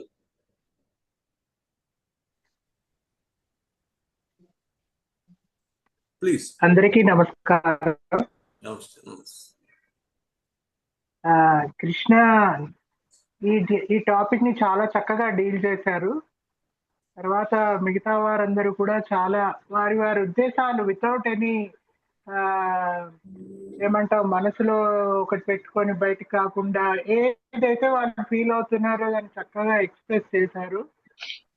చేంజ్ అనేది చాలా కాన్స్టెంట్, ఏది దానంతట అదే రకంగా తరతరాలుగా అలా ఉండదు. చేంజ్ జరుగుతూనే ఉంటుంది. న్యాచురల్ థియరీ కూడా చేంజ్ నే ప్రపోజ్ చేస్తుంది. కులం అనేది ఉంటుంది, ఎప్పటికీ పోదు అనే కాన్సెప్ట్ కూడా కరెక్ట్ కాదు. అలా అని కులాంతర వివాహాలు చేసుకున్న వాళ్ళు నాకు కులం లేదు అనుకోవట్లేదు. చాలా మంది అటువైపు ఇటువైపు ఏదో ఒక దానికి అటాచ్ అయిపోయి దాంట్లో వెళ్ళిపోతుంటారు. మతాంతర వివాహాలు చేసుకున్న వాళ్ళు కూడా ఏదో ఒక మతానికి ఫ్యామిలీని మొత్తాన్ని దానిలోకి దించేస్తారు. అది ప్రేమతో పెళ్లి చేసుకుంటారు, కానీ ఐడియాలజికల్ గా చేసుకున్న వాళ్ళు మాత్రం కంపల్సరీ కుల నిర్మూలన జరగాలి, మేము కులాన్ని పాటించము, మా ఫ్యామిలీని కులాంతర వివాహాలు చేశాము, అట్లానే ఫాలో అవుతాము, మా పిల్లలకి అట్లానే చేస్తాము అని ఐడియాలజికల్ గా ఉన్న ఫ్యామిలీస్ కూడా ఉన్నారు. కాకపోతే ఈ పొలిటికల్ సెటప్ లో groupism, caste based, religion based politics వల్ల చాలా ఏవైతే నిజంగా అంబేద్కర్ కానీ గాంధీ గారు కానీ ప్రపోజ్ చేసినవి ఎందుకు ఇన్ని సంవత్సరాలు 77 సంవత్సరాలు అయిన తర్వాత కూడా ఎందుకు ఇంప్లిమెంట్ అవ్వలేదు? 10 ఏళ్లలో మార్పు జరగాలని ఆయన ప్రపోజ్ చేసిన 77 ఏళ్ల తర్వాత కూడా ఇంకా ఎక్కడేసిన గొంగలు అక్కడే ఉంది. ఎందుకు అంటే ఈ గ్రూప్ పాలిటిక్స్, పెత్తందారు వ్యవస్థ, ఎవరిది వాళ్ళు నాదే పైసయ్యి అనుకోవడము, అటువంటి సిచ్యువేషన్ ఉండడం బట్టి జరుగుతుంది. హిస్టరీ ఎప్పుడు హిస్టరీని బట్టి మనము ప్రస్తుత పరిస్థితి నిర్ధారించవచ్చు అంటే కనుక హిస్టారియన్ ఆయన వ్యూ ప్రపోజ్ చేస్తాడు, ఇంకో హిస్టారియన్ ఆయన వ్యూ ప్రపోజ్ చేస్తాడు. కాబట్టి హిస్టరీ కూడా పర్ఫెక్ట్ గా రాయబడింది అనేటటువంటి సిచ్యువేషన్ లేదు. ఇప్పుడు ఫాదర్ ఆఫ్ నేషన్ గాంధీ అంటే ఫాదర్ ఆఫ్ నేషన్ ఎట్లా అవుతాడు? ఆయన పాకిస్తాన్ కి ఫాదర్ ఆఫ్ నేషన్ అవ్వచ్చు, కానీ ఇండియాకి ఫాదర్ ఆఫ్ నేషన్ అవ్వటానికి వీల్లేదు అనే చర్చ కూడా ఉంది సోషల్ మీడియాలో. అంటే దేనికి ఎవ్వరు తగ్గట్లేదు. వాళ్ళ వాళ్ళ ఐడియాలజీ, వాళ్ళ వాళ్ళ గ్రూప్ పాలిటిక్స్, వాళ్ళ వాళ్ళ స్వార్థంతో నడుస్తున్న సోషల్ మీడియా నెట్వర్క్ పెట్టుకొని నడిపిస్తున్నారు. అలాంటిది ఇంత చక్కని కార్యక్రమం తీసుకొచ్చి కులాంతర వివాహాల వల్ల కుల నిర్మూలన జరుగుతుందా? తప్పకుండా జరుగుతుంది. కాకపోతే ఆ కులాంతర వివాహాలు చేసుకున్న దంపతులు వాళ్ళ పిల్లలకి, వాళ్ళ ఫ్యామిలీకి అటు కులం కానీ ఇటు కులం కానీ లేదు అని అటువంటి కార్యక్రమాలు కుల నిర్మూలన సంఘం వాళ్ళు చక్కగా చేస్తున్నారు. ప్రచారం కూడా ఉంది, సోషల్ మీడియాలో కూడా తీసుకెళ్తున్నాము. నేను కూడా కుల నిర్మూలన సంఘంలో వైస్ ప్రెసిడెంట్నే. అయితే మా వాళ్ళందరూ ఇందాక చక్కగా చెప్పారు. కాకపోతే ఒక 2 గ్రూప్స్ గా భావించి అవతల గ్రూప్ నేను ఎట్లన్నా తొక్కేయాలి అనేటటువంటి భావం లేకుండా మన పని మనం చక్కగా చేసుకుంటూ పోతే మనం కుల నిర్మూలన జరగాలి, ఒక ఈక్వల్ సమాజం ఏర్పడాలి అనేటటువంటి భావంతో వెళ్ళాలి. కానీ వాళ్ళెవరో వాళ్ళ కాన్సెప్ట్ ని నేను తొక్కేయాలి, వాళ్ళని నరికేయాలి, వాళ్ళని పైకి రానివ్వద్దు, నా కాన్సెప్టే ముందుకు వెళ్ళాలి అనేటటువంటి భావన కరెక్ట్ కాదు. ఎవరికి వాళ్ళు మనసులో తప్పకుండా ఉంటుంది కుల నిర్మూలన జరగాలి, ఒక ఈక్వల్ సొసైటీ రావాలి, అందరూ సమానంగా ఉండాలి, మన కాన్స్టిట్యూషన్ వాల్యూస్ అన్ని ముందుకు వెళ్ళాలి అనేది. అటువంటివన్నీ ఈ గ్రూప్ లో అందరూ చాలా చక్కగా ఫీల్ అవుతున్నారు. కృష్ణచంద్ చక్కగా విశ్లేషణగా హిస్టారికల్ బ్యాక్గ్రౌండ్ బుద్ధుడి టైం నుంచి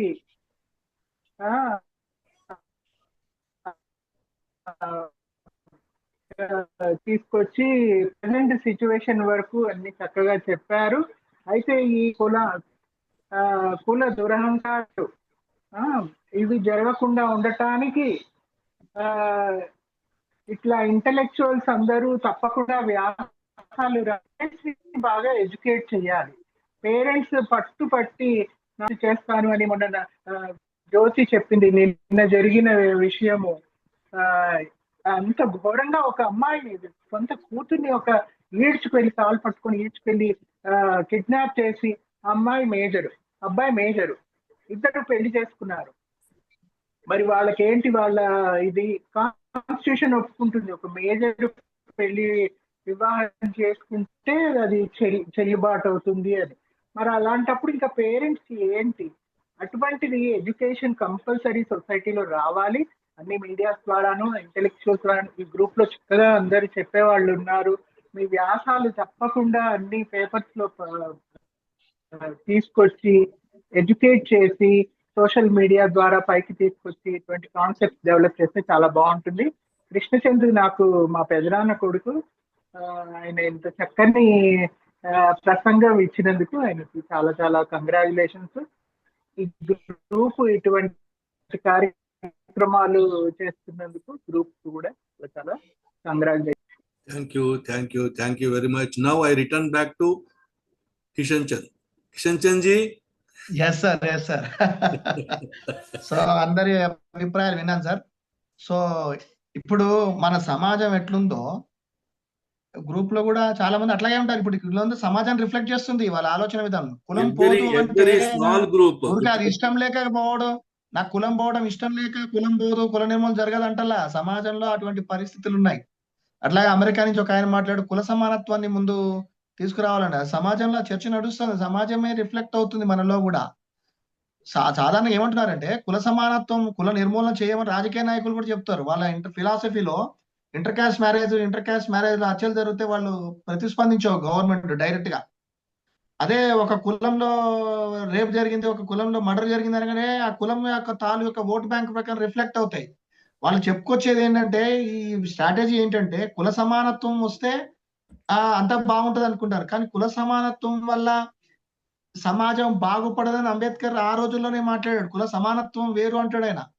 కులాలు సమానంగా ఉన్నాయి అంటే, ఇప్పుడు కులాలు సమానంగా ఉన్నాయంటే హెచ్చు తగ్గులు అంటే కులం పుట్టుకతో వృత్తినిచ్చారు. అంటే ఇప్పుడు ఏంటి అంబేద్కరిజం ఈ రాజ్యాంగం వచ్చిన తర్వాత ఎవరి ఆర్టికల్ 21 అనుకుంటా, 21 ప్రకారము 21 పాయింట్ అట్లా మళ్ళీ సబ్ సెక్షన్స్ ఉంటాయి. దాని ప్రకారం ఎవరు ఏ వృత్తి అయినా చేసుకోవచ్చు అనే వెసులుబాటు ఉందండి. దాని ప్రకారమే సమాజం నడుస్తుంది కూడా. కానీ ఆ గౌరవము ఆ పుట్టుక ప్రకారమే ఉంది. ప్రెసిడెంట్ ఆఫ్ ఇండియా అయినా సరే ఆ పుట్టుక ప్రకారమే ఆ పలానా గుడికి వెళ్తే గుడి మెట్ల మీద పూజ చేసుకోవాలనే స్థితి 2005లో కూడా ఉంది. కుల సమానత్వం ఉంది. ఆయన ప్రెసిడెంట్ అవ్వగలడు, చదువుకోగలడు, ఉద్యోగం మారగలడు, ఐపీఎస్ ఆఫీసర్ అవ్వగలడు. కానీ ఎవరయ్యా అంటే ఆయన దళిత ఐఏఎస్, దళిత ఐపీఎస్, పలానా గుడిలోకి ఆయన ఎంటర్ కానివ్వము, ఇందిరాగాంధీ విధవరాలు కాబట్టి పలానా గుడికి ప్రచారాలకి రానివ్వము. ఇదంతా ఎక్కడి నుంచి ఉందండి? ఈ మతం తాలూకు దాంట్లో ఉంది. దాన్ని అర్థం చేసుకోవాలి. దేవుడి నమ్మకం వేరు, మతం ఛాందసం వేరండి. మత ఛాందసానికి మత రికార్డ్స్ కి దేవుడికి సంబంధం లేదు. దేవుడిని నమ్ముతాను, నా వ్యక్తిగతం అది. కానీ సమాజంలోకి ఎంటర్ అయిన తర్వాత మనం అంతా భారతీయులం అనే కాన్సెప్ట్ ఉన్నదా సమాజంలో? అది లేదు కాబట్టి కుల నిర్మూలన అవసరమైంది. అది లేదు కాబట్టి కులాంతర వివాహాలు ప్రత్యేకించి చేసుకోవాల్సి వస్తుంది. నాదొక కులం నీదొక కులం అనుకుంటేనే కులాంతర వివాహం వస్తుంది. మా కులంలో అందుకే మా తాతగారు పేరు తీసి పడేశాడు. ఆయన ఒంటి మీద ఉన్న జంజాం తీసి అవతల పడేసి నేను నరసింహారావుని కాదయ్యా ఫ్రాంక్లిన్ రామావత్ అని ప్రకటించుకున్నాడు. ఆ గాంధీ గారి అసాసిన్స్ చూసి భరించలేకపోయాడు. సో అది వేరు. మనం కులాంతర వివాహాలు పెరిగితే అదొక మార్గము. కానీ కుల వ్యవస్థను కూడా నిర్వీర్యం చేయాల్సిన అవసరం ఉంది. సామాన్య జనులకి ఇవన్నీ అర్థం కావు, ఈ పాలిటిక్స్ అర్థం కావు. కులం వ్యాస్ట్ ఏం చేశారు బుద్ధుడు తర్వాత కాదు, ఆది కాలం నుంచే వేదాల నుంచే మతాలు రాజకీయాలని అది సృష్టించిన దాన్ని మనం అర్థం చేసుకోవాలి. ఇందాక ఒకసారి చెప్పారు భగవద్గీతలోనే రాసి ఉంది అనుకరణ సిద్ధాంతం. Yes, I accept that. Ambedkar నా సొంతంగా చెప్పలేదు, హిస్టారియన్స్ చెప్పిందే చెప్తాడు. అంబేద్కర్ కూడా హిస్టరీ ప్రకారం చూశాడు. వాడు గొప్ప వీడు గొప్ప, ఆయన నిమ్న కులస్తుడు కాబట్టి అగ్రకులజుని తిట్టడానికి ఆయన హిస్టరీని చదవలేదు. హిస్టరీలో ఏముందో ప్రజల ముందు పెట్టాడు. ఇట్లా ఒక వైట్ పేపర్ లా పెడతాడు ఆయన. పెడుతూ అనుకరణ సిద్ధాంతం, ఎస్ మా వైద్ గారు అన్నట్టు అనుకరణ సిద్ధాంతం ప్రకారమే పైనుంచి కిందికి కులాలు పోతాయి. ఎందుకంటే వృద్ధింది పైన వాడే. ప్లస్ ఎవడైతే ఉన్నతుడు, ఎవరైతే ఇంటలెక్చువల్ అన్నవాడే కులం లేదు అని ప్రకటిస్తే అది ప్రజల్లోకి చాలా స్పీడ్ గా వెళ్తుంది. ఆ అనుకరణ సిద్ధాంతమే ఇప్పుడు కూడా అవసరం ఉన్నది. ఆ అనుకరణ సిద్ధాంతం ప్రకారమే కులాలు పనికిరావు అనేది ఇంటలెక్చువల్స్. ఏ ఇంటలెక్చువల్స్? ఈ మైథలాజికల్ ఇంటలెక్చువల్స్ నుంచి రావాల్సిన అవసరం ఉంది. మైథలాజికల్ ఇంటలెక్చువల్స్ అంటే ఎవరు? మన బ్రాహ్మణ సంఘాలు కాదు, ఈ ప్రజలు కాదు. ఇంటలెక్చువల్స్ అంటే ఇప్పుడు మైథలాజికల్ ఇంటలెక్చువల్స్ అంటే ఈ బాబాలు, ఎవరు మన ఉంటాయి మన ఏమంటారు వాటిని, పీఠాధిపతులు. వాళ్ళు ఎవరు ఇటువంటి విషయాలు మాట్లాడరు, ప్రజలు మాట్లాడుకుంటుంటారు. ఏముందయ్యా బ్రాహ్మణుని తిడతావు, ఏముంది మా దగ్గర? కరెక్టే, బ్రాహ్మణుడి ప్రాబ్లం కాదు, బ్రాహ్మణిజంతో ప్రాబ్లం. ఈ బ్రాహ్మణిజం ఏది పోషిస్తున్నది? ఈ మతం యొక్క తాలు యొక్క స్టోరీలు పోషిస్తున్నాయి. అది వాళ్ళకి అర్థం కాదు. ఇది బ్రేక్ త్రూ చేయాలంటాడు కులాంతరి వాళ్ళు. ఒకవైపు దీన్ని విడమర్చి చెప్పేది, ఇళ్ళలో ఏమీ లేదు అని విడమర్చి చెప్పేది కూడా ఇంటలెక్చువల్స్ పారిస్తే అయితే. ఇంకోటి వెరుగైన సమాజం, ఇందాక అడిగారు కులం మొత్తం నిర్మూలించబడి సమాజం అంతా ఏకమవుతుంది. ఎప్పుడు 100% రాదు సార్, బాగా గుర్తుపెట్టుకోవాలి. మన సమాజం ఉంది, పాశ్చాత్యంలో కూడా సమాజం ఉంది, అక్కడ కూడా మతం ఉంది, అక్కడ కూడా మత జౌర్జన్యాలు ఉన్నాయి, మత మౌఢ్యం ఉంది. కానీ మతాన్ని పక్కకు జరిపి సైన్స్ ని ముందుకు తీసుకెళ్లగల సమాజం అక్కడ అంగీకరించబడింది. మన సమాజంలో కూడా మతాన్ని కొంచెం కాసేపు పక్కన పెట్టి సైన్స్ ని వైపు, ప్రకృతి వైపు, మిగతా విషయాల వైపు, ఆలోచన విధానం వైపు కూడా ముందుకు సాగాల్సిన అవసరం ఉంది. ఈ ఆలోచన విధానము ముందుకెళ్తే కానీ మన సమాజంలో కూడా డ్రాస్టిక్ చేంజెస్ వస్తాయి. ఏ సమాజం కూడా 100% ఒక రకంగా ఉండదు. మన సమాజం కూడా కులరహితం కావాలంటే 100కు 100% కులరహితం. నేను కూడా చెప్తున్నాను, అంబేద్కర్ సిద్ధాంతం ప్రకారం కూడా 100% కుల నిర్మూలన వాదులు తయారవ దేశం మొత్తం భారతీయుల కింద మారరు. కానీ మెరుగైన సమాజం ఏమన్నాడంటే, ఏ సమాజం అయితే 51% పైన ఒక శాతాన్ని ఒక సిద్ధాంతాన్ని బదిలితే మిగతా అంతా అనుకరణ సిద్ధాంతం ప్రకారం గుడ్డిగా దాన్ని నమ్ముతారు. ఈ అనుకరణ సిద్ధాంతం అనేది ఇంటలెక్చువల్స్ లో ప్రారంభమవ్వాలి. ఆ ఇంటలెక్చువల్స్ దీన్ని అర్థం చేసుకోవాలి. అసలు కులం తాలూ యొక్క దౌష్ట్యం ఏంటో అర్థం చేసుకోవాలి. ఈ కులం తాలూకు కులం వల్ల వచ్చే నష్టాన్ని అర్థం చేసుకోవాలి. మనం ఉద్యోగస్తుల్లో రిజర్వేషన్ వల్ల అందరూ అన్ని కులాల వాళ్ళు అన్ని పనులు చేసుకుంటున్నారు, కానీ వారికి సంబంధించిన గౌరవము అలాగే ఉంది. ఆ కులం ప్రకారమే గౌరవిస్తారు. ఆ కులం ప్రకారమే ఇప్పుడు నేను రోడ్డు బట్టికి చీపురు ఇచ్చినా నేను బ్రాహ్మణ్ అయితే నాకు బ్రాహ్మణం అనే గౌరవం ఉంటది. అదే రోడ్డు ఊడ్చబోతే ఒక శూద్రుడు ఉడిస్తే ఏ రా అని పిలుస్తాను. నన్నైతే బ్రాహ్మణుడు రోడ్డు ఊడిస్తే ఏంటండి పంతులు గారైనా పిలుస్తారు. గౌరవంలో మార్పు రాదు, నా చేసే పనిలో తేడా వస్తుంది. ఆ గౌరవాన్ని తలకిందులు చేయమంటాడు అంబేద్కర్. తలకిందులు చేయాలి, దాన్ని తీవాలి. ఆ అట్టడుగు నుంచి అందుకే ఏమన్నాడు, క్యాస్ట్ ఈజ్ నాట్ ఎంటిటీ అంటాడు ఆయన. అదొక వస్తువు కాదు, తీసి పడేస్తాను, రాత్రికి రాత్రి శాసనం చేశాను, ఆ వస్తువుని ఇరగొట్టేశాను. కులం అనేది మానసికమైనది.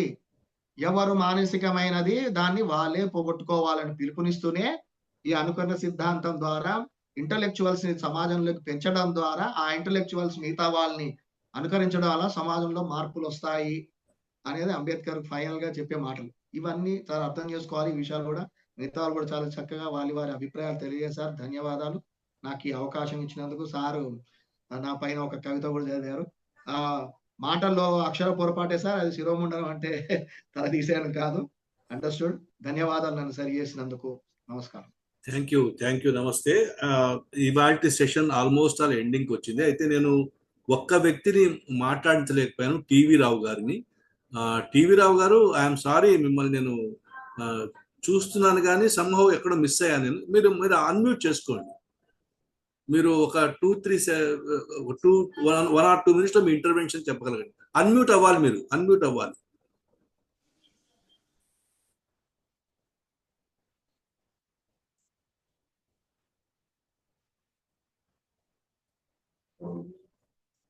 అన్మ్యూట్ అవ్వాలి టీవీ రావు గారు.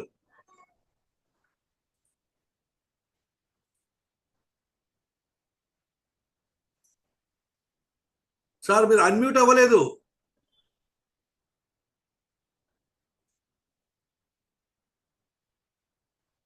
రెడ్ బటన్ పోలేదు ఇప్పటిదాకా. మీ చేతిలోనే ఉంటుంది key.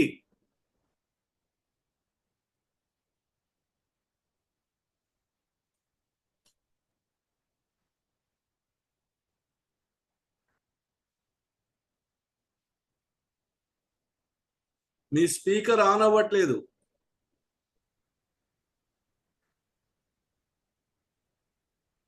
Okay, we are not lucky enough to hear you for today. Let us reserve your wonderful voice for the next session. Thank you very much. And andariki mukyanga కృష్ణచంద్ గారికి చాలా wonderful గా, చాలా balanced గా ఒక information ని మా ముందు పెట్టినందుకు, అలాగే సిఎస్డిలో పార్టిసిపేట్ చేసి తమ అభిప్రాయాలని నిర్మోహమాటంగా నిష్కర్షగా చెప్పిన అందరికీ ధన్యవాదాలు. మళ్ళీ మనం నెక్స్ట్ ఫ్రైడే మరి ఇంకొక టాపిక్ తో తిరిగి కలుద్దాం. అప్పటిదాకా have a good weekend. Thank you all. Thank you very much. GV Rao గారు సంజ్ఞల రూపకంగా ఏదో చెప్పడానికి ప్రయత్నం చేస్తున్నారు. ఏం సార్? సంజ్ఞల రూపకంగా, సైన్స్ రూపకంగా ఏదో చెప్పడానికి ప్రయత్నం చేస్తున్నారు. ఇప్పుడు కిషన్ చంద్ర ఉపన్యాసం విన్నాక నేను కూడా కొంచెం మారాలి. Thank you sir. Thank you very much. Okay sir, next time let us try our luck. Kishan Chand గారు, వీడియో 3 ముక్కలు అయింది ఇంటర్నెట్ డిస్కనెక్షన్ వల్ల. కొంచెం టైం తీసుకుంటుంది దీన్ని వీడియో చేయడానికి. I may have to seek the expertise of some technical persons. Thank you very much. Thank you all. Thank you. Topic అలాంటిది కదా సార్, అందుకని హారిజాంటల్ గా ముక్కలైంది. Thank you. Thank you. Thank you all.